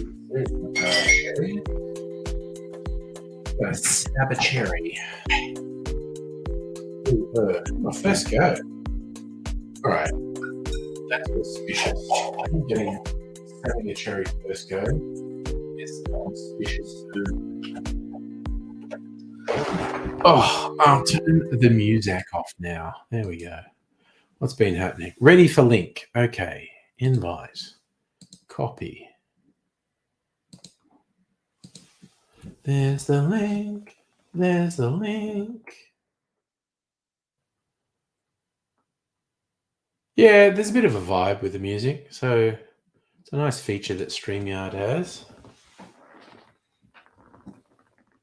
Barrel-aged, old-fashioned. I'm gonna pace myself. Sip this over half an hour or so. Dr. Abigail is joining. Hello. Oh, hello. Hello. How are we? Good. I'm just in the very sort of low-key, passive drunk, not mind you, it would just take some weird troll to come in to unleash the beast. And Yes. I just yeah, because I'm in a pretty mellow mood, but it'd probably just be take just one dickhead and I just go like, okay, buddy, here's why you're a dickhead, and it's just like, Yeah. I'd be up for that. I'd be up for that. yeah. Every now and then I'm like, you know what, just let it go or vibe. And sometimes I'm just like, oh, okay, you know what? I haven't taken the handbrake off and just fucking gone someone for a while. Yeah. Well, you had an opportunity the other night. Yeah. And I did for a little bit. And then there was that weirdo, I don't know, he must have been on like a Discord or whether it's a subreddit or something, just went, this guy who thinks Anthony Fauci is not a faker told me to fuck off. Everyone should go and tell him he's a dick. And so there was a couple dozen of them over. Yeah, we got like kind of bombarded for a bit. Yeah. But initially I thought it was the standard one guy with a bunch of troll accounts, but then I twigged, oh no, I think there's actually a group of them. They're like on a Discord. Because they came in very rapid succession. Yeah. There were too many of them for it to be one guy. And it's just like, oh. But again, the fact that I basically didn't respond to them, I just blocked them because what they want is for you to get, leave me alone, you're so mean. And it's like kids, and because I do think they were kids, at least on the intellectual level. It's just like I've had very serious people go after me over the last 18 years, and you just don't cut it. You're not serious people. You're just not worth it. You're not worth it. But also, like, and not referring to like anyone in particular or nobody in particular. Yeah. If you know what I mean. You could have also gone off at someone. Oh yeah. Yeah, and I thought about it, and this is where Mrs. Angry is my source of sanity, and I was going. I literally just want to go on a massive fuck you screed here, and she's going. Well, that's not really going to help anything, is it? No, and she goes, just do the quiet, and that's what like even the weirdo that came on the stream the other night, and I gave them a bit of rope, and I said, if you are boring. Yep. Then it's just like you're not worth it and you will be bye-byes. And yeah. But sometimes it's just cathartic to just oh scream yeah. at them. Yeah. Like And get it out of your system. Yeah. yeah, like the like again when Queen Wacko sent me that massive text of Yes. text of paranoia and just crazy. Yeah. I felt extremely cathartic, a sense of catharsis Yeah. sending a reply. And Yeah. granted, a lot of the crazy I replied with, please go get therapy, Yeah. and ignored a lot of it. But it was really just nice to have a right of reply. Yeah. I coincidentally I've been cleaning up since the offspring. It's super weird. Like Mrs. Angry and I each commandeered a bedroom and just did So I've heard. an amazing transformation of it in basically a day, which I didn't lay too heavy on the offspring, but there was an implicit, see what we did here? And that took us a day. You could have done that in a day. But I didn't lay it on them. I did send them pictures like this is what your room looks like now. And it was like, lol. It is kind of weird that you still got the sex hats in the closet. That's again, I don't judge, but that's young Mr. Angry and various parties he's been to, and I think they were probably. Yeah, but you've still got them in there. Yeah, because I Like, think you might want to go to more sex parties. I don't want to cramp his style. If he goes, oh, wait a second, there was a thing I left in but the cupboard. why Left in the haven't you closet. given? Sorry. Why haven't you given them back to him? Actually, I will because I found some more stuff, and I am going to take some more stuff over to them. I will take a picture of the sex hats and say, "Do you want these? Are you going to be going to another party where you will want these?" I think sex hats is an eminently justifiable name for them. You look at them it's your duty as a parent to refer to them as sex hats now. Yeah.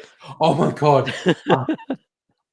I'm just if I said, "Do you want?" I could just send him a picture and say, "Do you want your sex hats?" I think the response would just be, "What is wrong with you?" Excellent. Either that or the response would be, "Lol, sex hats." Yeah. Well, it'll be what's wrong with you, not because like he's judging you for calling them sex hats, but for calling him out on referring to them in an accurate manner. One of them is a cop hat and one of them is a cowboy hat. They're like sex hats. They are sex hats. Yeah. I tried to because we would Indeed. occasionally he'd go looking for something for a party, and there's a pretty good costume shop up the road from us, and we'd go there, and of course there's all this like sexy X outfits, and the cop hat one he actually put something in, and even the guy cop outfit was like booty shorts and whatnot. And you should get that, and he's just looking at me like, what? Plastic handcuffs. You could make some new friends. It would be. All he needs is a sailor's hat. Maybe a. He did sailor ones too because he likes anime, and there are various characters from various animes and whatnot. So one of the types who went there, he was looking at the different sailor outfits they had, which one Yep. fit the character better. And a pirate tricorn hat. I'm trying to think if he ever did pirate, but it's kind of like, he's done the whole cat boy thing and sailor and cop and cowboy, and it's like, yep, okay. Yep. You Fair Zoomers, enough. you just do your stuff, yeah. God, is he a Zoomer? How He's old is only he? 22. 22. Damn. Well, Yeah, there you go. yeah. So, and again, because he was literally born in 2000, so Okay. Yep. he is very much peak Zoomer. Young Miss Angry was born There you in go. 97, so she's like an elder Zoomer or extremely young millennial. Yeah. Yeah. Fair enough. But yeah, On the cusp of both. yeah, him being born in 2000, he is archetypal Zoomer. But yeah, he's got some new job at some real flash rooftop bar. Nice. So Oh I just need to sound him out like, okay, that place sounds cool. Are you going to hate it if we show up a night when you're working? Because that's cool and I completely understand it. So if you don't want us to show up a night, just tell us a night you're not working and we'll go and check it out. Because it actually sounds pretty good. Or if staff discounts are in order, or heaven forbid, That's another thing. free drinks. Well, he did say the last place he was at, and because they owned a couple of places, he was saying it was like a 25% discount if he went to any of the venues. That is significant. Yeah. So, yeah, I'll generally say, because I can completely understand if he goes, do not ever show up when I'm on. And if you he doesn't strike me as the type to be embarrassed by his old man, though. He's pretty chill. He is. They're actually both extremely. Oh God, I don't think I mentioned this on the stream. Okay, so we used to have weekly takeaway nights when they were here. That was a tradition. So we said we'll keep that up while you're moving. And so the other nights, I went over there. It was Wednesday or Thursday night. I forget which night it was. And we were walking. It was a Korean place, which was actually quite good. We're walking, and we're at a busy intersection, and this van that kind of looks like a tradie van goes past. And this guy who's in the passenger seat has the window down, and I'm standing next to young Ms. Angry, and this guy just goes, "You fucking pedo!" And I was just sitting there, and I was slowly processing, going, "Wait, was he saying that to me?" And young Ms. Angry was also processing it. And just as this van sort of passes and starts to slowly go around the corner, she yells at the top of her lungs, "He's my dad, you freak!" Wow. She spent the rest of the night going, "That dude is so lucky he went round the corner, because I wanted to just go him." And it was just like, because I literally was like, wow. What the hell? My brain was trying to go, that was weird. Did he say that to me? And and yeah, so young Ms. Angry was having the same thing, but she came to a conclusion slightly faster than me and just yelled, "He's my dad, you freak!" Well, she could have yelled out something a bit. Yeah, if she said, "He's my daddy," that would have been. Yeah. Yeah. I said that to her as well. Lucky you didn't say daddy. That was daddy. Yeah. Which is still like a phrase that I'm like kind of gross about. Like it still grosses me out. Like people calling. Oh, I have known people. And it's just like, I think the first reference I ever saw to it in popular culture, and this is going back to early 90s, BBC series called House of Cards. There was an American adaptation of it more recently with Kevin Spacey, but the British one it was originally a novel. It's pretty good. And yeah, the senior Tory in that started up with a young woman journalist, and yeah, she did the thing where she called him daddy. And yeah, I was involved with someone at the time who was like, Yeah, I'm going to call you daddy. And no, literally, I was only in my 20s, and I'm like, what? I'm like, I'm not sure that's entirely appropriate. And it's just like, yeah. yeah. But that was my Yike. first exposure to it, House of Cards. Okay. And that was Fair in enough. like early 90s. My first exposure was when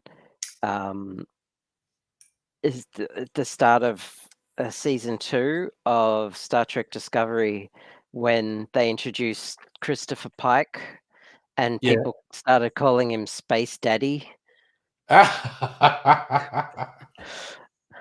yeah, Kirsten. And I never watched the American House of Cards. The British House of Cards was really good. I haven't seen it. I haven't watched either.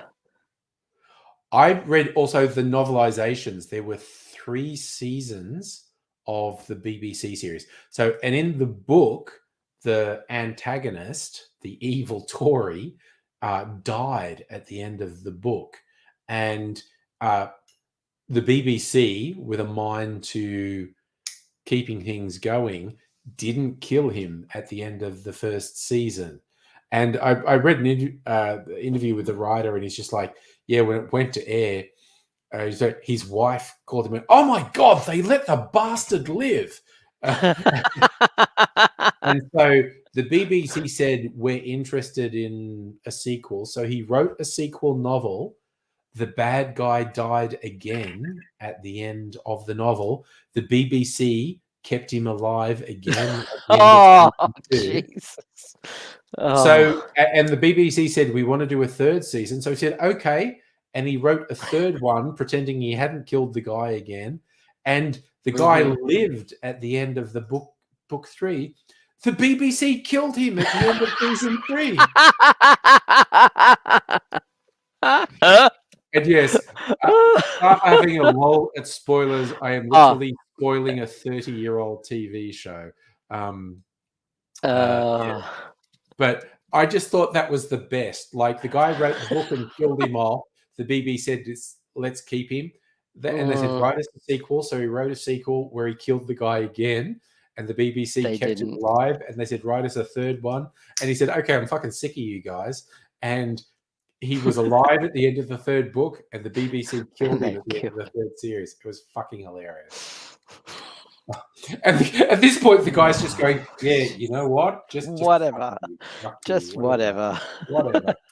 Whatever.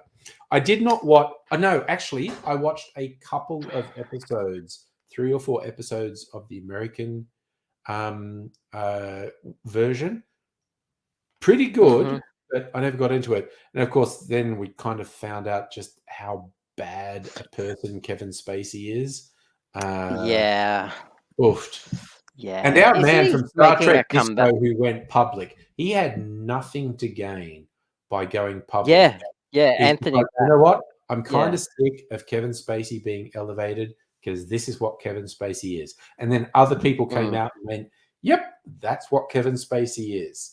And then Kevin Spacey tried to deflect and said, "It's okay, I'm actually gay," and that was, everyone's that would deflect it. Yes, yeah, because he had been one of the more obvious closeted gays in Hollywood, because he got arrested. I had no idea. He got arrested in London. He was doing a play on the West End, and he got arrested soliciting in Hyde Park or something. Okay. But so he was one of the more obvious closeted cases in Hollywood, and that's what he thought he could change the narrative by officially coming out. Like, yeah, dude, we don't care that you're a gay. You're a fucking predator. You are a gross, creepy, exploitative predator. I think that just made it a lot worse, and he didn't realize that would happen because he's of a generation where he doesn't get it, and the younger generations. Cynical predator. Yeah, he's a gross, cynical exploiter. And good on Anthony Rapp. That guy's a legend. That was great, because he had absolutely nothing to gain by coming out with that story of Spacey abusing him when he was a teenager. And but he did, because Spacey had a lot of fucking weight. Spacey had a lot of weight in Hollywood. And for sure. because he came out and said Spacey did this, and other people said, "Oh yeah, okay, cool, someone said it." Yeah, no. Well, Spacey, it was also off the back of the Me Too movement. So yes, yeah, and other people were more confident in saying, "Oh yeah, it's not a one-off. It's not a one-off." That's but who he is. isn't he making a comeback? Oh, he's trying to. I don't know if anyone's going to hire him, but Well, I've heard he's already done one movie probably. recently. Again, there are people who Like, money is the only thing they think of, and yeah, they could get a name on something that gets a movie. Who knows? So it's like Louis C.K., who did pay a price, but he's more or less come back. Like I saw there's a sort of. He's performing live and making a lot of money by performing live. But the audience he must be attracting has got to be different. Yeah. Yeah. Because I thought Louis C.K. was again, how much does it hurt that two of my favorite comedians of the team were Louis C.K. and Dave Chappelle? Well, and I they grew both up. outed themselves as awful people. I grew up idolizing Bill Cosby, of all people. Oof. And that turned out to be a huge oof. Yeah. I grew up with Bill Cosby albums. My dad had Bill same Cosby albums from the 70s. Yeah, I had them on cassette. Nice Rottweiler dudes doing their own Easter egg hunt. You hid them yourself, you found them yourself. Oh, is that tomorrow? That's tomorrow. Oh shit. So Strictly Sega is saying no, Spacey's fully back. There you go. Okay. Or Louis C.K. Oh, either. Yeah, no, Louis C.K. Yeah, is full on doing shit. But he at least did pay a bit of a price. Like a movie he'd made got like the movie was complete. Oh yeah, and it got shit canned because everyone's going like, we don't want to be seen to endorse this guy. Yeah, because he is a serial offender. And again, it hurts. It hurts. Even fucking Ricky Gervais. I have his early stand-up stuff on DVD. And he's just kind of cowardly with the stuff he does. So, and again, here's the thing. Dave Chappelle does my head in because you look at everything Dave Chappelle's done. Dave Chappelle is intelligent. Dave Chappelle is funny. I do get the shits when people say, oh, he was never funny anyway. Yes, he is. Dave Chappelle is very funny. He's intelligent. He's funny. But Dave Chappelle's compassionate. And he just has this massive blind spot. And I was like, dude, what the fuck are you doing? So much of your comedy was about bringing oppression out into the open and not letting people look away and whatnot. And you've just got this massive fucking blind spot. I haven't seen any of his comedy routines or specials or anything. I fucking love Dave Chappelle. The Dave Chappelle show, which was from 20 years ago, was absolutely legendary. And he walked away from it because the TV people were like, yeah, we will give you $10 million to do another series. And it's like, but we want you to be our Jim Crow dancing Negro, basically. And Dave just went, this is fucked. I need to walk away. I need to walk away because these guys want my soul. And he was out of the public eye for nigh on 10 years because he just went, these guys want to own me and destroy me. They were going to give me more money than I ever could have dreamed of if I offer up my soul, essentially. And to his Yeah. credit, he walked away from it and went, nope. And then after 10 years, he came back, and that was and then it was just like, wait, what? And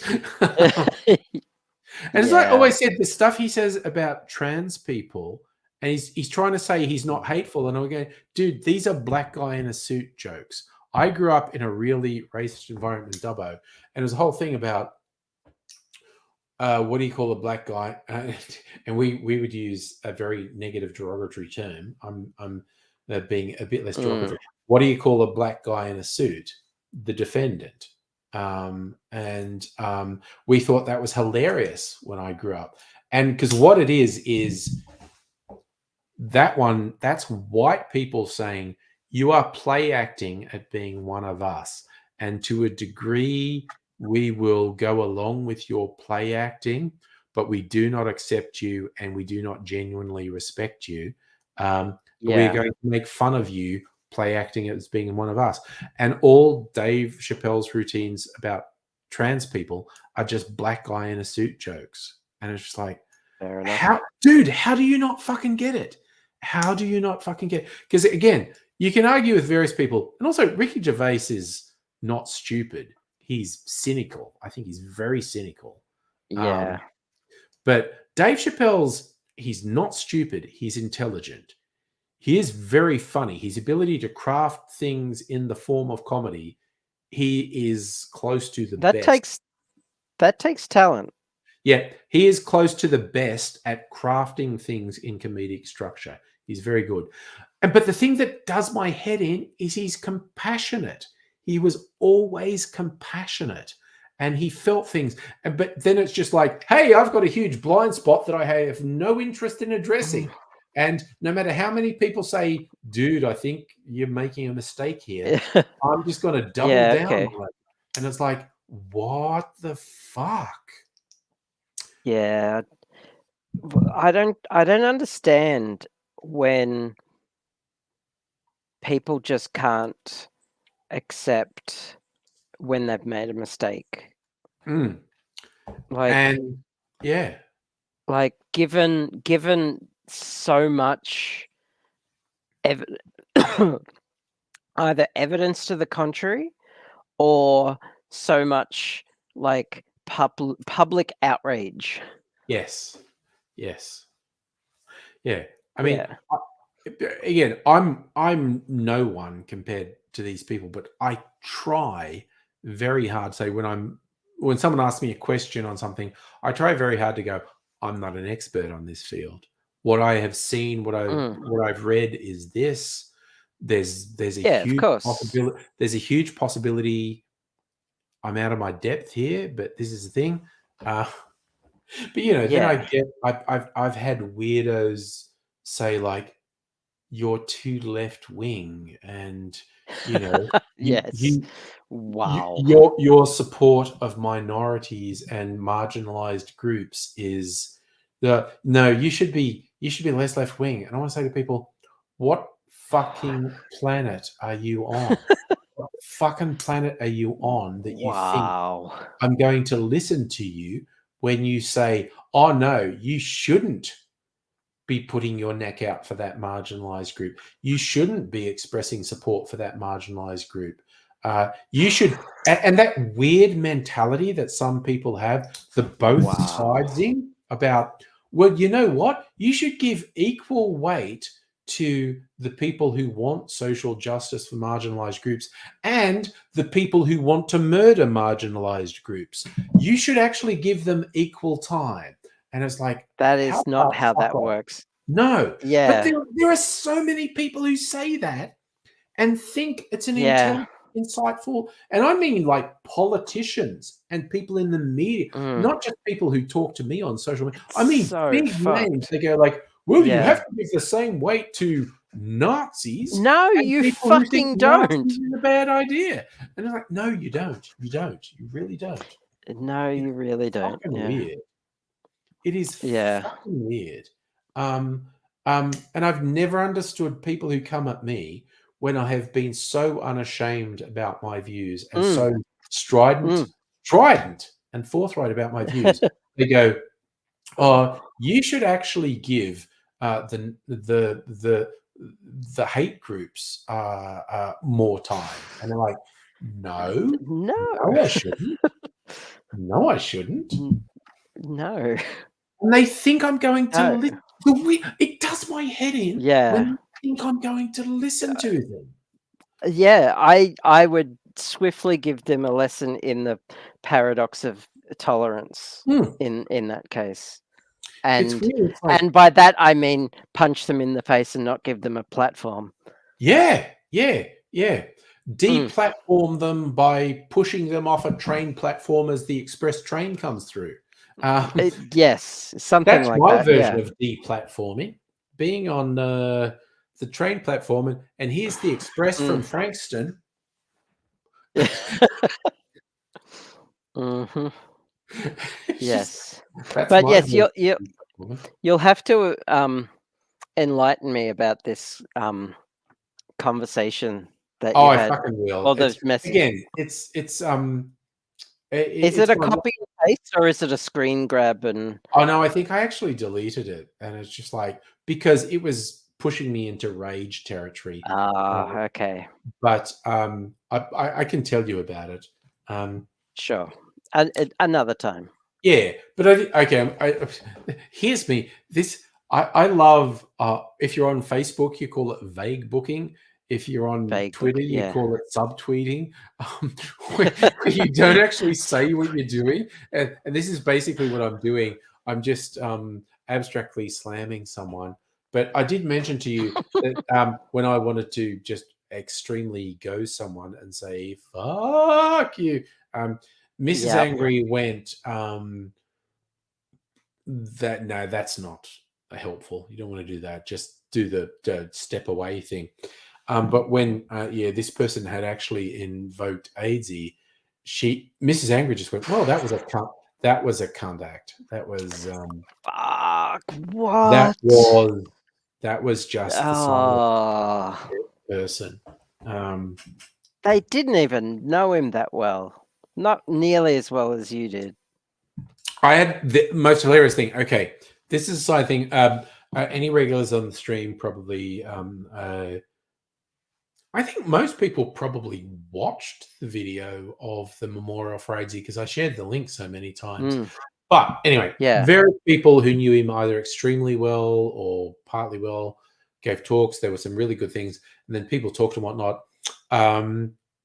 Much as I love Daisy, I was talking to his ex-wife, and she gave a wonderful talk at the memorial as well.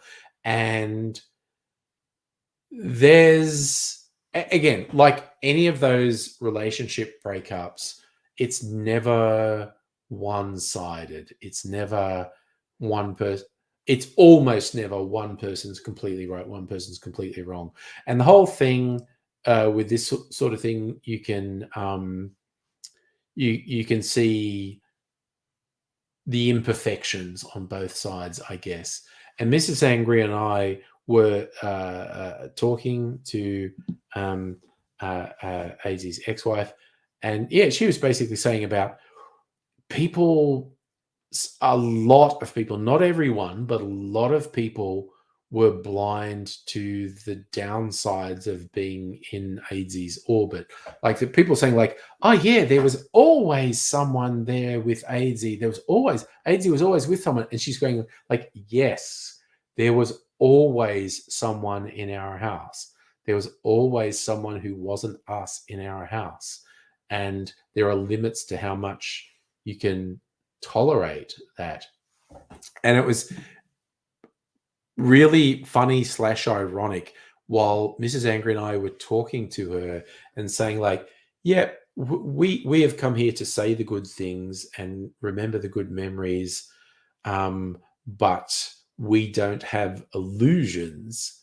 None of us think he was a flawless person. And we're talking about how difficult he could make things.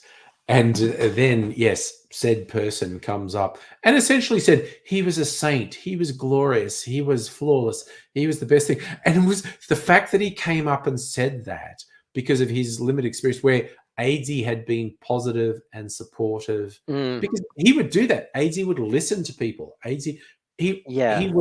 he was wonderfully empathetic, which put the lie to the whole autistic thing that autistic people don't understand Yeah. empathy. Yes. AZ was among the Empathy. most Yeah. empathetic people on the planet, while being Well, it's a, profoundly autistic. it's just you know, you only see the side you see of a Yeah. person, He felt and things more than a lot of people. There's that yeah, ridiculous stereotype that autistic people on the spectrum don't have emotions. What it really is people on the spectrum experience emotions differently to neurotypicals. And AIDS in many ways felt emotions more intensely than a lot of neurotypicals do. But it was a sublime irony that as we were sitting there, we were having people who genuinely had more than a decade's involvement with him, saying like, "Oof, yes, we just came here to say the good things, but we know each other and we can say, oof, there were difficult things." And yeah, this person who only saw the good and supportive thing, just walking up, he was a saint, he was perfect, he was wonderful, and we were just like, yeah, we did a good job and didn't laugh, but we were like, that is so fucking trippy that just as we were saying, yeah. it's weird that some people have this idolized view of him, and someone just walked in with this idolized view. Um, Well, you don't want to burst their bubble, no, and we so didn't. We didn't burst the bubble, yeah. but it was super trippy that we were talking about the Of exact thing, course. and then he came in and Yeah. said the exact thing. And Mm. we might have smirked. I don't know, but we were all just kind of, "Woo, okay." Yeah. Yeah. That was weird that we were talking in the abstract, then someone came up and was the concrete, and Of the absolute. Yeah. and we were like, Yeah. "Ooh, that was a thing." Um, Yeah. but Well, yeah. Yeah. But yeah, like I said, when you know someone for 30, 40 years yeah.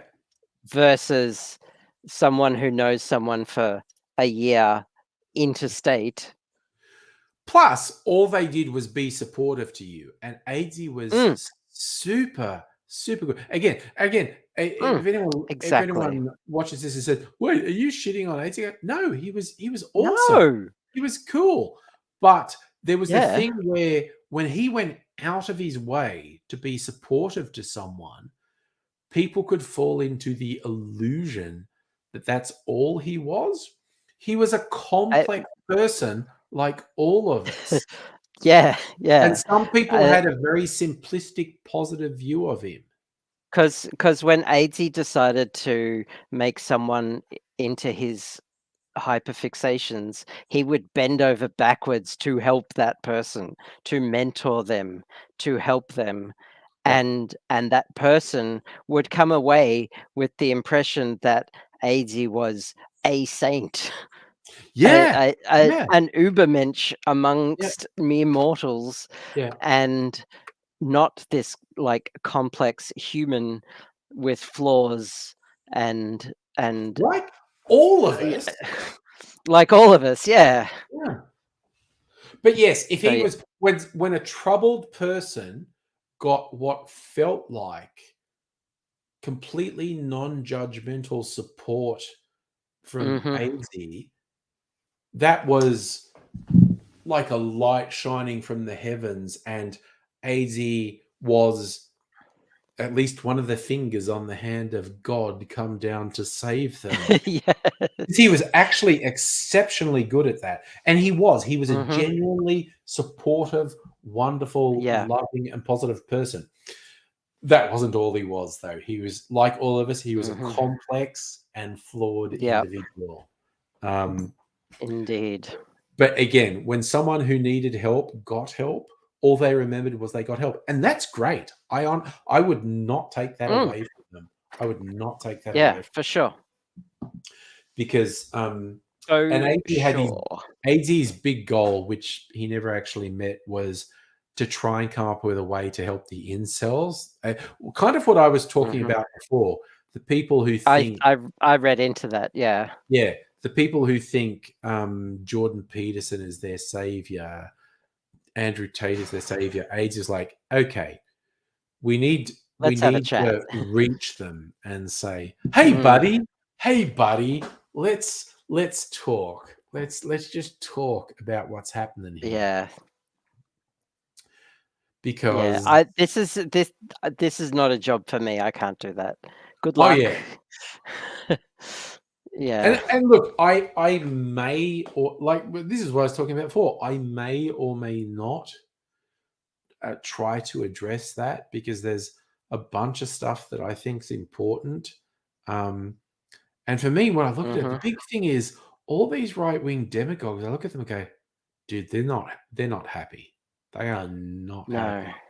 It's this whole unless thing about unless they're like have serious like psychopathy or narcissism, or like just like they're not normal, and that exists. Yeah, but by and large, I think any normal person who takes the advice to heart from people like Jordan Peterson and pick up artistry and all that shit will end up not happy fundamentally, because it will fuck them over in the long term.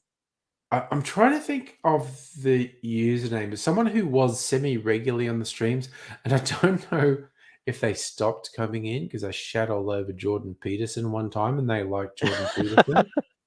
And they were like, and I was like, okay, I talked about what I don't like about Jordan Peterson. What do you like about him? I'll tell you what I like. I like that he cried because people don't love Jesus enough. Is that a thing that you liked? I like that his advice is so bad he almost died following it. He did too.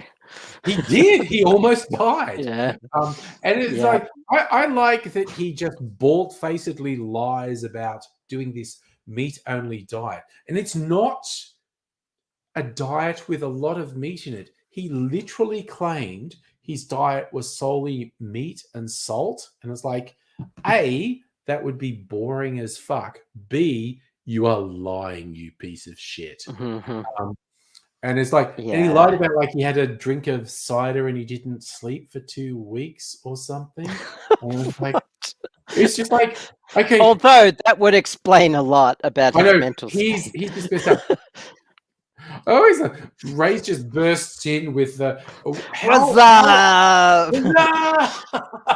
Because Ray's and I used to hang out more than a decade ago, and I think that's where what's up was. Yeah, Ray's, we literally hung up. He's actually on at least 1 or 2 videos on my channel. It was like, what's up?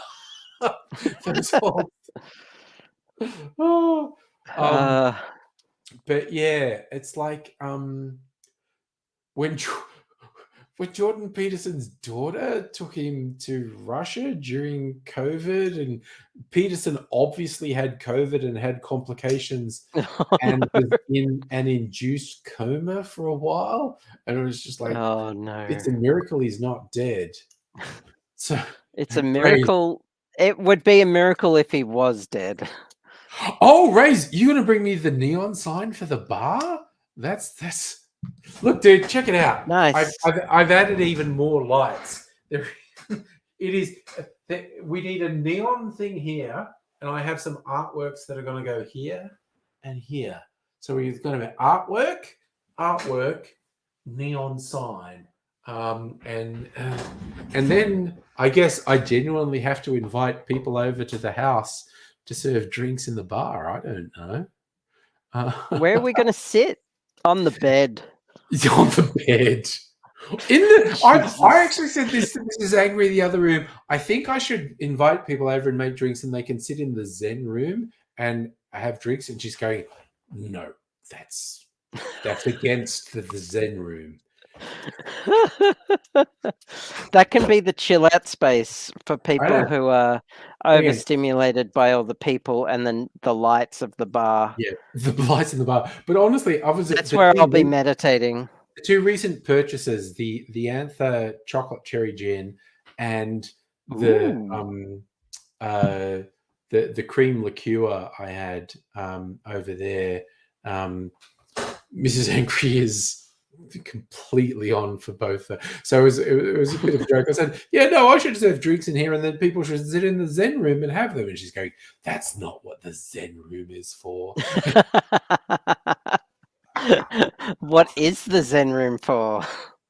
For the sex hats. I swear to God, we were doing our usual walk. We do a walk around our neighborhood, and you know how you always in the suburbs people always put shit out on the nature strip, hoping people take it. And there was this little thing of drawers. It was like this big, and it was 4 drawers, and they were ceramic. It was like a little chest of drawers, and it was wood. Picked up, it was really heavy, so it's made out of like quality hardwood. And these drawers are ceramic. It was like made in India. Ceramic drawers. Yeah, no, you'll have to. You'll be over at some point. You'll check it out. So I said that looks interesting, and we went and looked at it. And I was about to walk away, and Mrs. Angry was like, "No, I have to take it." And it's in the it's in the Zen. It's in the Zen room because it's a perfect accoutrement for the Zen room. Okay, I have to check this out. Yeah, no, you check it out. You'll love it. But because it's got 4 of these ceramic drawers, we just go, what has to go in the drawers? Something Zen has to go in these ceramic drawers. Zen. We have to work it out. So yeah, I love it. Safa and have you heard are on board with Zenning out? I love it. Have you heard the definition of what Zen is? What is Zen? Zen is an elephant making love to a flea. Zen is indefinable. Zen is just whatever Zen is. So you could have just like a bunch of stuff in one drawer and the other 3 empty. And that would be your Zen. Or you could have perfectly symmetrical stuff in each 4 drawers. That's your Zen. Find your Zen. Yeah. Okay, what you made me think of. Okay, this is a thing that happened to me a few years ago. A boss said a thing to me. We're talking about what we're trying to get at work, and the boss said things like, it's like the mouse and the elephant. And I just went, is it? Is it? And I was like, please explain it. And she goes, it's like, can a mouse eat an elephant? And it's like, yes, but one bite at a time. I went, oh, that's what you meant with a mouse and an elephant. Because I remembered this terrible joke from, it's like 2 mice going where there's an elephant there. And one of the mice goes, I'm going to fuck that elephant. Watch me. And the other mouse goes, okay, go for it. And so one mouse runs up the elephant's back leg and he's jumping on it and humping it. And this all relies on the stereotype of elephants being scared of mice. And the other mouse goes around the front of the elephant and goes, oh, he's doing it. And then the elephant sees the mouse who's around in front of it. It's a female thing. And so the elephant rears up and trumpets like, whoa, because there's a mouse there. And the mouse who has climbed up the back and is humping the elephant, when the elephant rears up and trumpets, the mouse just goes, yeah, take it all, bitch. So when my boss said, this is like the elephant and the mouse, I'm just like, is it? Is it like the elephant? The fuck? Because that was what I was thinking. When she said the elephant and the mouse, I'm thinking of the mouse going, take it all, bitch. How old were you when this joke was being discussed? 10 years ago. Fucking hell. This lends credence to my theory that all men, no matter how old, are still teenagers. Oh no, I'm a teenager, but to my credit, I didn't say anything. When she said it's like the elephant and the mouse, I'm just like, is it? Um, elaborate Is for me. it? And she said, it's like, Ah. can an elephant eat a mouse? Like, yes, but one bite at a time. And I went, oh, Oh, yes, that. okay. I don't think I have. I don't think I ever explained to her that when she said the elephant and the mouse, I just had the thing of the mouse going, "Take it all, bitch," and I'm just going, "Yeah, sure, it's the elephant. It's the elephant and the mouse. It's the elephant and the mouse. That's the thing." Yeah. Have you had a look at that book I gave you? What was the book you gave me? Zen and the Art of Motorcycle Maintenance. Oh my god, no! I have to read that because again, my sister, who is a hippie, had Zen in the Art of Motorcycle Maintenance. And she Even if it's the two, like a chapter every month or so, yeah, like no, take your time. It's fine. the two classic hippie books were Jonathan Livingston Seagull and Zen and the Art of Motorcycle Maintenance. And I did read Jonathan Livingston Seagull, and I quite liked it. I need to read Zen and the. I've been listening to audiobooks. I haven't read a physical book Yep. in a while. Also, how Yeah. would I be hipster as fuck on a tram on my way to work? Reading Zen and the that. Art of Motorcycle Maintenance. Yeah, with the current look you're going for now, it'd be Which perfect. is super fucking hippie. Super fucking hippie. Yes, I used it'd to be joke. spot on.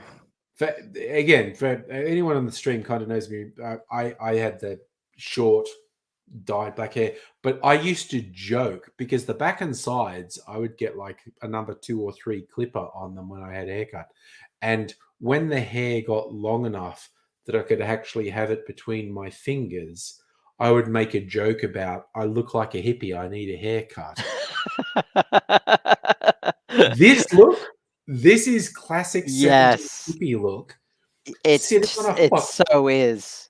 Sitting on a fucking tram reading Zen in the Art of Motorcycle Maintenance. I know, cheeky Yep. segue. I do ponytail. I actually took the ponytail out. Look, I've got a hair tie. I took the ponytail out at the start of the stream, but because I washed my hair today, so it's super floofy and whatnot. Oh my god, the day I realized I could actually tie my hair back, because even in my 20s, I grew the back long, but I actually did, which it was not quite a mullet, but it was honestly not 1,000 miles away from a mullet. Everyone goes through a mullet stage. Everyone. So It's yeah, a universal Australianism. yeah. I do know there was a comedian I know. He wrote a thing like because he moved to an area that is in that amorphous grey zone between outer suburb of Melbourne and actual country area. And he said, no, you do it, you move there because it's so much cheaper and you're doing the stuff and you go to the barber and it starts off being an ironic joke that you get a mullet. And then after a while, you just get a fucking mullet. It's not ironic. Yeah. You are just getting a mullet, and it's And I sometimes you look back at old photos of yourself and look at some and just think, is that a fucking mullet? Yeah. Did I have a fucking mullet? Yeah. That was unintentional. Why didn't anyone tell me that? And I have been through that. Yeah. Unintentionally, I had a mullet and did not know. Yeah. When I was at uni, 80s, I had what we would call a faux hawk. It wasn't really a mohawk, but I did actually, it was like number one clipper on the sides. and it was long at the Oh, back, and it wow. was spiky up here. Yep. Is what we call a faux hawk. And then I remember probably my first serious adult job. I did not get a proper adult job till I was like 27. And me and the sort of boss of my team, we were just joking like, oh yeah, there was a thing where it got short back and sides but long at the back. And one of the women on the team went, "You fucking bogans, that was a mullet." And we were like, "What?" Yes, that's a mullet. We were like, There's a song business up by front and party at the back. there's a song by the Vandals that makes fun of mullets. Yeah, it's good. But seriously, okay, so this is me with my hair tied back. So it's kind of thing.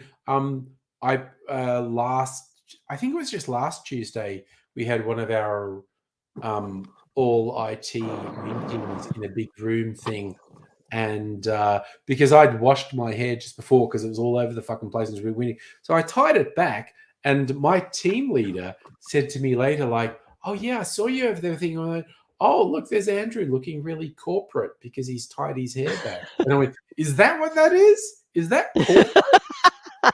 And she's going, "Yeah, because usually you're just fucking letting it all hang out." And I'm like, "Oh, it was literally, I only tied it back because I'd washed it. It was just gonna go everywhere and be in my face." Mm-hmm. So I tied it back. So in another day or two, enough of the hair oils have kicked in that I can just brush it back and it won't be in my face.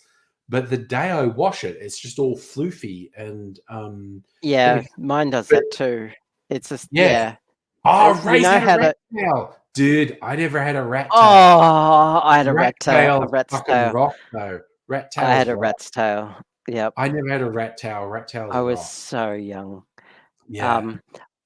You know, you can use argan oil to help mitigate the floofiness, right? Ooh, yeah. Oh, Mrs. Angry has given me a few tips. She's got this coconut oil thing, but I thought Coconut oil, yeah.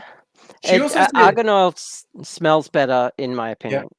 She also says, don't wash your hair shampoo, just use conditioner, and that cleans it out a bit and makes it smell nice, but doesn't strip out all the oils, so it just your hair doesn't floof everywhere.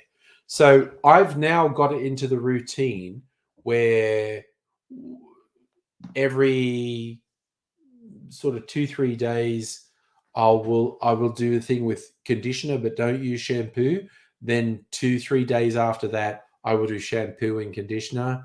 Then 2-3 days Okay, after that I will just do so that's my whole thing now, sure, fair enough. because this is the most hair I've ever had in my fucking life, so I have to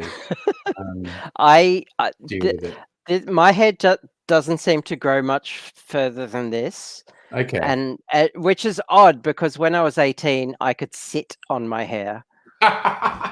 Like, just it would grow that long. I could sit on it. It was perfect head banging hair. It was great Yeah, because it was just swing the hair. Yeah, all right. it was Yeah. like the height of Metallica's Yeah. fame. Yeah. So yeah, it must be a function of age, hair length. Quite possibly. I don't know. I did see a I do fun. know hair length is determined by like growth cycles in the hair. I know how it works. It's just that because hair falls out naturally and all, but yeah, maybe one of like the growth stage just doesn't last as long or something. Okay, so Kirsten's saying she washes her hair every 3 weeks. See, I get to self-conscious also because I do these videos. I never let the haters really know, but I am super self-conscious about how I appear on videos because they try to undermine you. I learned that early on. They try to They'll undermine use you. any ammo they can get. That's the whole Admiral Nelson wear a red blazer thing. Never let them see you bleed. Yep.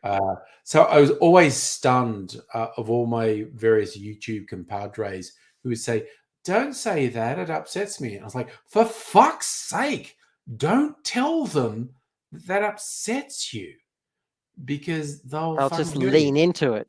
Yeah. Well, I learnt that lesson from, of all people, my father, Ah, because because if if I ever said anything like, "Please don't do that," I find that really upsetting. He will lean into that yes. and do it even more. So fuck Yes. him. Yeah. Um, uh, the only reason I'm still alive is out of pure spite because I want to live in a world where he doesn't exist, and Yeah. um, I I'm forming a line of people who want to piss on his grave, and Yeah. it's me and my brothers. Like, we've already had this conversation, like, and there's Nice. probably a few other people. Um, he's a sad old man now, so Yeah. with no friends, Lovely. just a So lot yeah, of people who hate him. Raise, you had a mohawk at one point. Oh, that's pretty impressive. The best I had was a faux hawk. Um, but I've never had a mohawk. yeah, Because I color my hair, I only wash my hair every yeah, like 1 or 2 weeks. yeah. I literally shaved the sides at one point. Um, so is that an Eshe thing? Because I know you get a bunch of I these have no idea. Lebanese and Middle Eastern guys who do a thing where they completely shave the sides and it's really short here and there's a bit of a long thing at the back. There was a period when I did that, so I, I don't know what I it's don't doing. know. Yeah. So Heine never had a mohawk or mullet, but you did have a rat's tail. There you go. Rat's tails were fucking hilarious. I loved rat's tails when they first, like That really was short hair, but one so really long bit of hair. Oh, early 80s. I also remember aging rockers in the 80s who had a receding hairline would shave their head but keep a thing at the back really long, and it would either be a ponytail or a rat's tail or a series of dreadlocks. I have So to go for a sec. I'll yeah, be back in a sec. yeah. Oh, Rays, you did the shaved lines into your eyebrows. Well, here's a fun thing. My daughter Young was angry when she was a little one in a holiday program. Kids running around. She ran into another kid, a boy, and they clashed heads. Like, and they were both running full speed because they were in a park and they were just running around and fucking around. And they were running full speed and they ran into each other and clashed foreheads and opened a huge fucking gash and fucking bled everywhere. And I always have sympathy for, and they were young women who were running the holiday program. And I mean, like, they were less than 25, they were quite young. Um, this was their worst nightmare.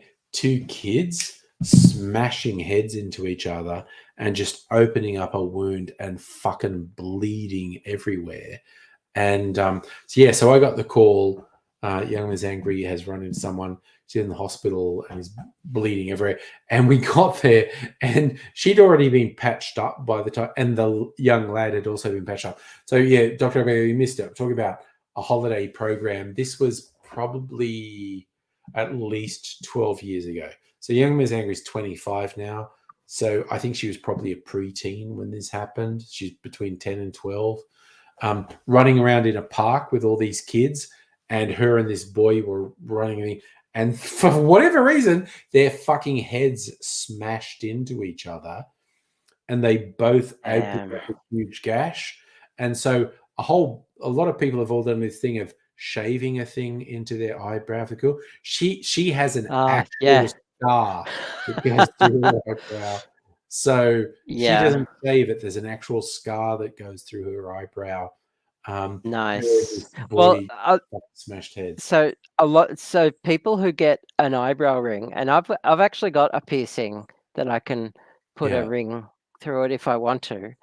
Um, but some people, when they get an eyebrow piercing, their body rejects it and yeah, it slowly grows out, yeah, and that can cause a scar there as well. yeah, yeah.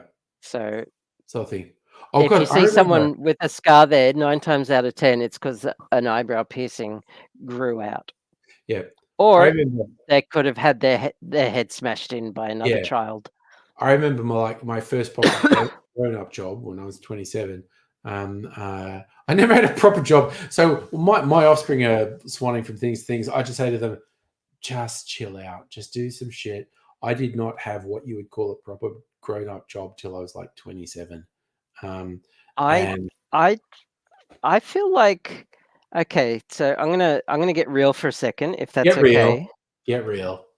As a parent, Yeah, I feel kind of ashamed by this because as a parent, I've been really kind of just way too hard on Will because I was super academic in yeah, school yeah, and I finished oh sorry, cat. I finished early. I started early. I was always the youngest kid in my class and always overachieving. Didn't study and always got perfect grades. yeah, And um and just like um I had my first real job when I was 23 after uni. Oh, mm, after two uni courses because the first one I hated, so I did another one. yeah, And so on the back of that, I put all this pressure on Will, who is not that academic at all. So now yeah, I feel bad. And I keep hearing shit. Sorry. I think it's just the cats. Anyway, I need some of that. I need some of the vibe you're giving off there. yeah, Like, I didn't get a first adult job till I was 27. Chill. And I'm like, my version of chill was study and get a good job. yeah. Like, Yeah. how No, did you do literally, it? How did I did not have a full-time adult job till I was 27. I had a I bunch of temp I don't jobs. Um, yeah. I didn't I know I've never worked retail. I've I never never had a worked shit retail. job. I've never had temp jobs. I went straight from school to white collar worker and Yeah, career. And it does my head in how not normal that was yeah. because that was I my normal. When I say I never retail, when I was at school and uni, I worked fast food. I did the big three. I worked Okay. McDonald's, KFC, and Pizza Hut. Um, Yep. KFC sucks balls. KFC is the worst by orders of magnitude. Uh, Sure. McDonald's was okay. Pizza Hut was much better. Um, Okay. so, at high school and uni, I worked those three. But leaving Yep. uni, I didn't do retail. I didn't do hospitality.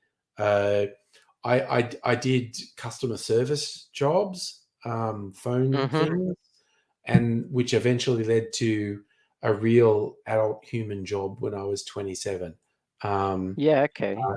literally, I had to say my girlfriend at the time, who was a nurse, because I'd been doing a temp thing and I'd done really well at the temp thing, and so the person running it, when they opened this new call center, offered me a team leader job and said, "I think you could do this." Yeah. And I literally had to say to my girlfriend, "Okay, this is a bit freaky. This person's treating me like an adult, and he's trying to give me a grown-up job. I'm not 100% sure I should." She was a nurse. She was working a grown-up job. And she was like, Yep. "Of course you should fucking take it, you idiot." And I was like, Yeah. "Cool. I just So needed someone to so tell me that." Um, yeah. So, but the employment market is completely different now. oh, You don't yeah. you have to admit Oh, like no, it's it's so fucked. tight now. Yeah. Yeah, And that's the whole it's thing. really Like, fun. I tried to say, like, my offspring just moved out like a week Yeah, ago. like I'm 23 and actually 25. surprised they could do it so young. Yeah, I fucked Like off from home when I was 18. So, I had to escape violence when I was 18. yeah, and my I had to finish my degree while I was homeless and Yeah. living like shelter. Then I crashed at my a friend's place, then my brother's place, Yeah. um, Yeah. yeah, that was Yeah. difficult. But Yeah. because of autistic superpowers, Yeah. um, don't yeah, I actually used study as a way to filter everything out and just Yeah. focus on that. Yeah. But Um, I yeah. was always very explicit with my offspring. I said, look, honestly, when I was like 21, when I'd finished uni, I could live in a shared house in inner Sydney on the fucking dole. Okay. Mhm. I would struggle to afford the rent on an inner city Sydney terrace house on my wage now as an adult. And I Mhm. could do it Yeah. as an unemployed person. Well, So, I would tell Will now that um, the thing not to stress about, and we'll get to Ray's. We've seen your comment. We'll get to that in a sec because COVID one. yeah, yeah, that's pretty awful. But Yeah. I would tell my son now, like if you don't know what you're doing in life, that's something you can chill about. Don't be Yeah. anxious about that because Yeah. it's very rare to find anyone at 18 who knows what they want to do. Yeah.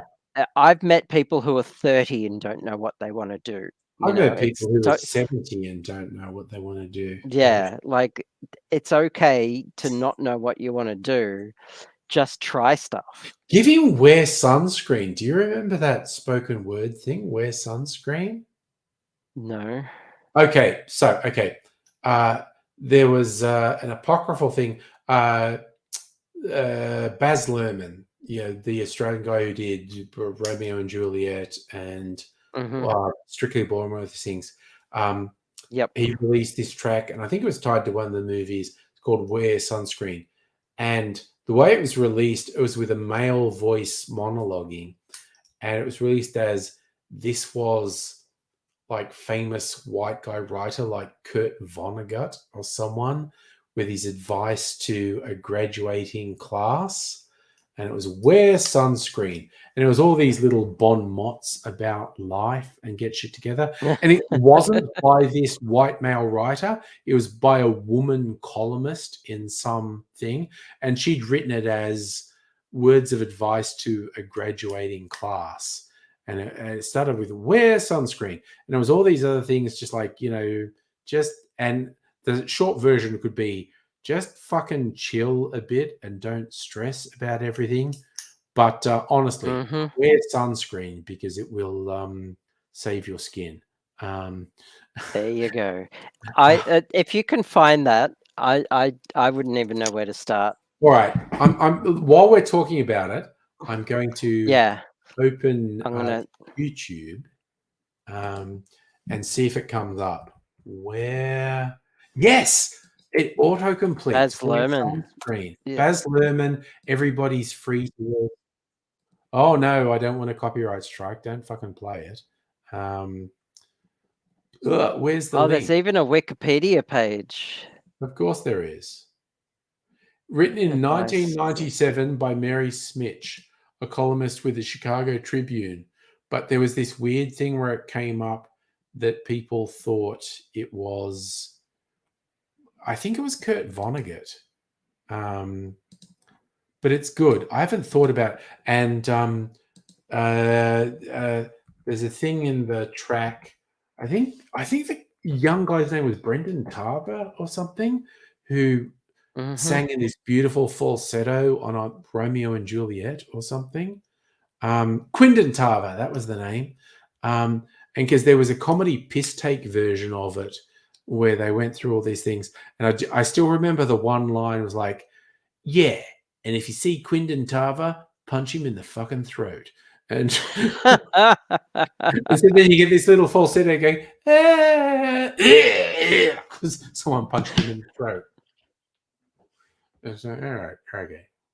So I put the link. That's where sunscreen. Cool. Oh, yes. Strictly Sega remembers it. John Safran did a parody.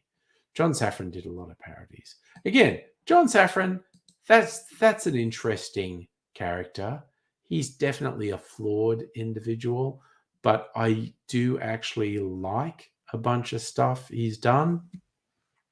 And some people critique a bunch of stuff and they're not wrong with their critiques, but it's also like, I don't know, when you're a white guy trying to do political comedy and satire, you're absolutely going to miss the point on some shit. Yeah. Have you ever heard, and I'm struggling to think of the name, oh fuck. It was this abstract art piece that was it was audio abstract art piece that was played on Double J before Triple J was a thing. Okay, so early 90s. Yeah.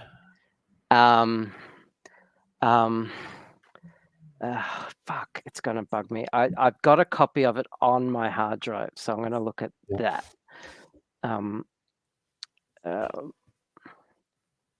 So give me some time. Oh, what's Rangoon to you? What's Rangoon to you is Grafton to me, I think it's called. Okay. So also based on what that's it.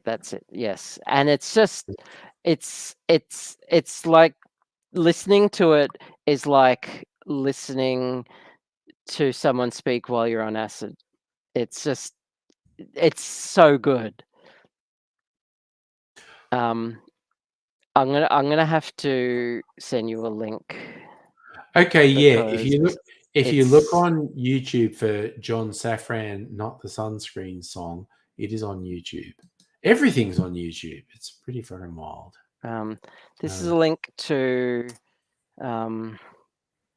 abcnet.au.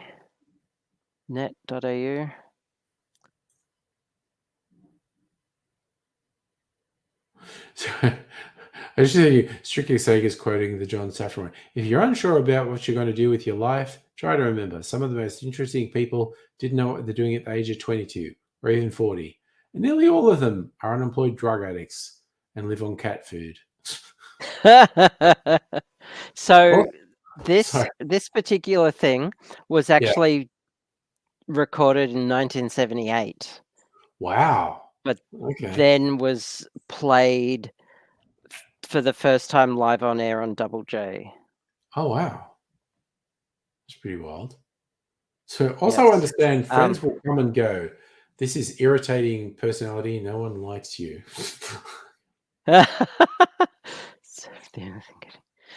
I do remember that one from John Safran. Learn how to smoke Winnie Blues. If you're underage, get an older kid to buy them for you. Get to know your parents. They're good for money. Milk them and put them in an old people's home. Oh, jeez. I remember the Winnie Blues line from John Safran, actually. So is this from the Sunscreen song? John Safran's has had one called Not the Sunscreen Song. Oh, okay.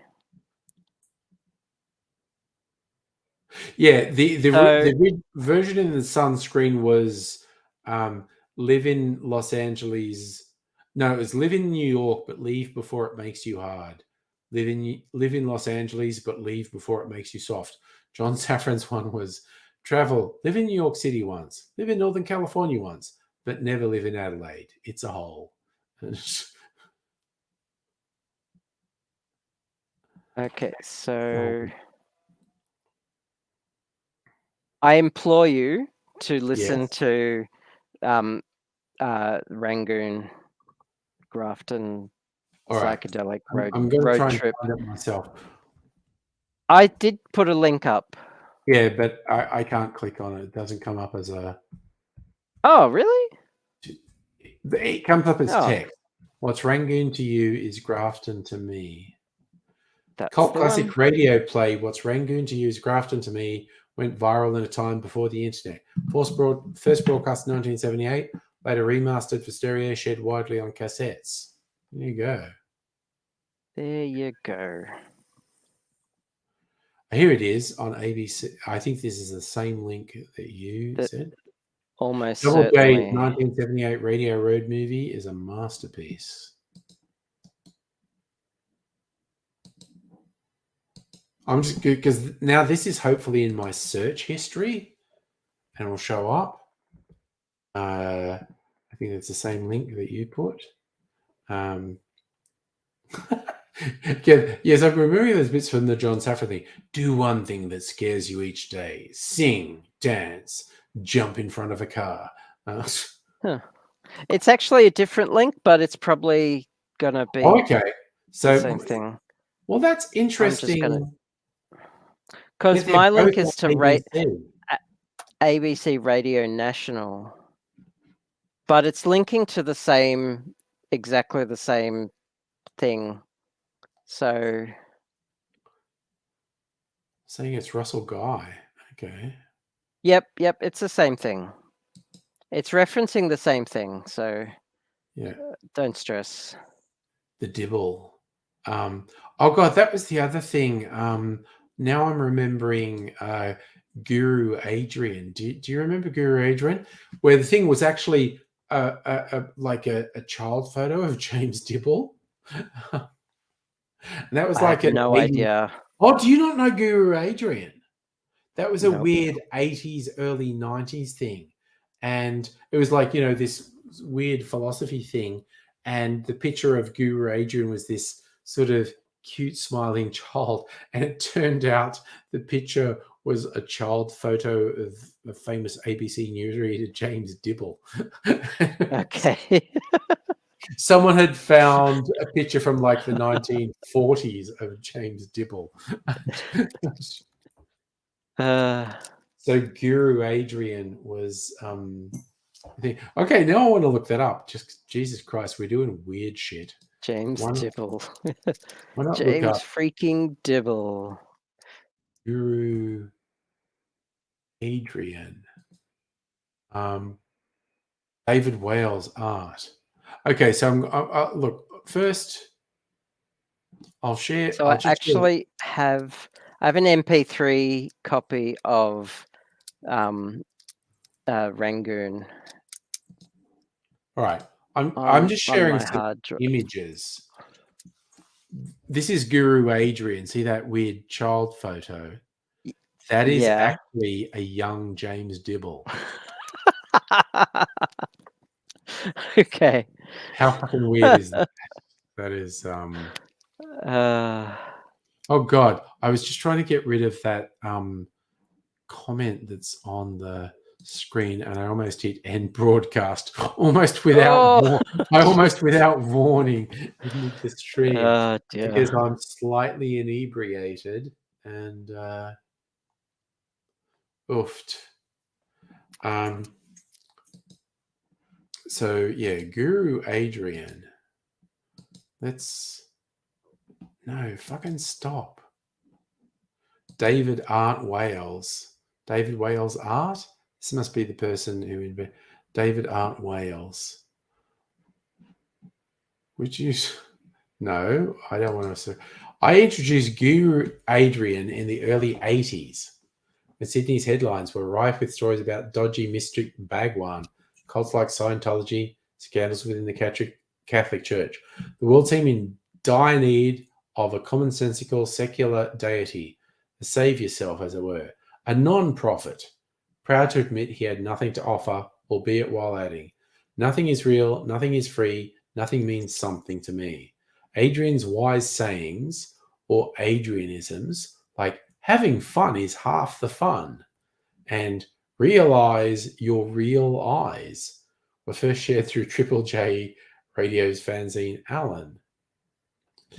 I also remember super fucking weird graffiti around Sydney in the 80s.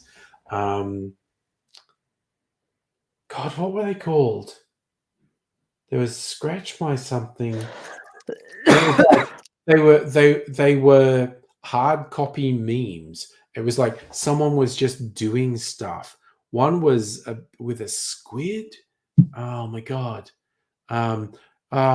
I'll Sorry, save it up if I I remember this. I'm I'm getting tired, but I No, want it's to. pre-midnight.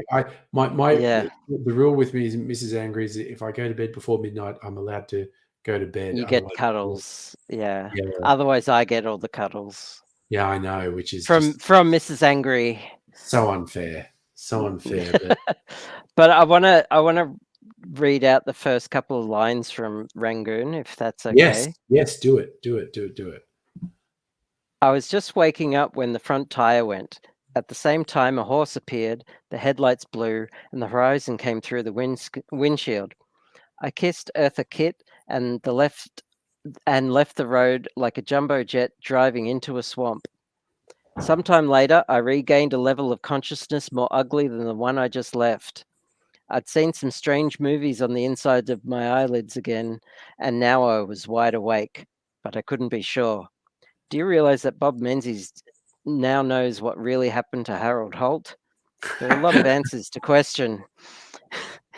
So there are a lot of answers to question. If travel really broadened the mind, then why send astronauts into outer space when for half the price they could send heads of state into inner space? It just didn't make sense. Millions of years ago, when man first crawled out of the sea, was he wearing a bathing suit? A lot of answers to question. It was like the radio. It didn't make sense. And it gets bizarre, is all I'm saying. Oh yeah, that's super reminiscent to me of the opening lines of Fear and Loathing in Las Vegas. We were somewhere around Yeah. Barstow on the edge of the desert when the drugs began to take hold. Anyway, I need to check out. Definitely, So definitely. I got to pace myself. You kept me up for, and I say this is a positive thing. You kept me up for about an hour longer than I was intending. Cool. I say that as a positive thing. Got to go to bed now. Deal with this Live shit. long and prosper. Probably doing a Sunday night stream as well, and also because I don't have to get up on Monday, won't necessarily finish at 10. Might go this late. Who the fuck knows? Who knows? Yep. I know. Nobody knows anything. Good luck. Good luck with the COVID, Race. All Yeah, my best. Ray, for fuck's sake, Stay dude. inside. Rest. Water. You know Look the drill after by now. yourself. That's the big thing with COVID. Look after yourself. Take it seriously. Yes. Anyway, yes, doing the DoorDash life. Yes. I like that. Doing the DoorDash life. Yeah. We can get you to look after yourself. The rest of you, everyone. Navia Melanin.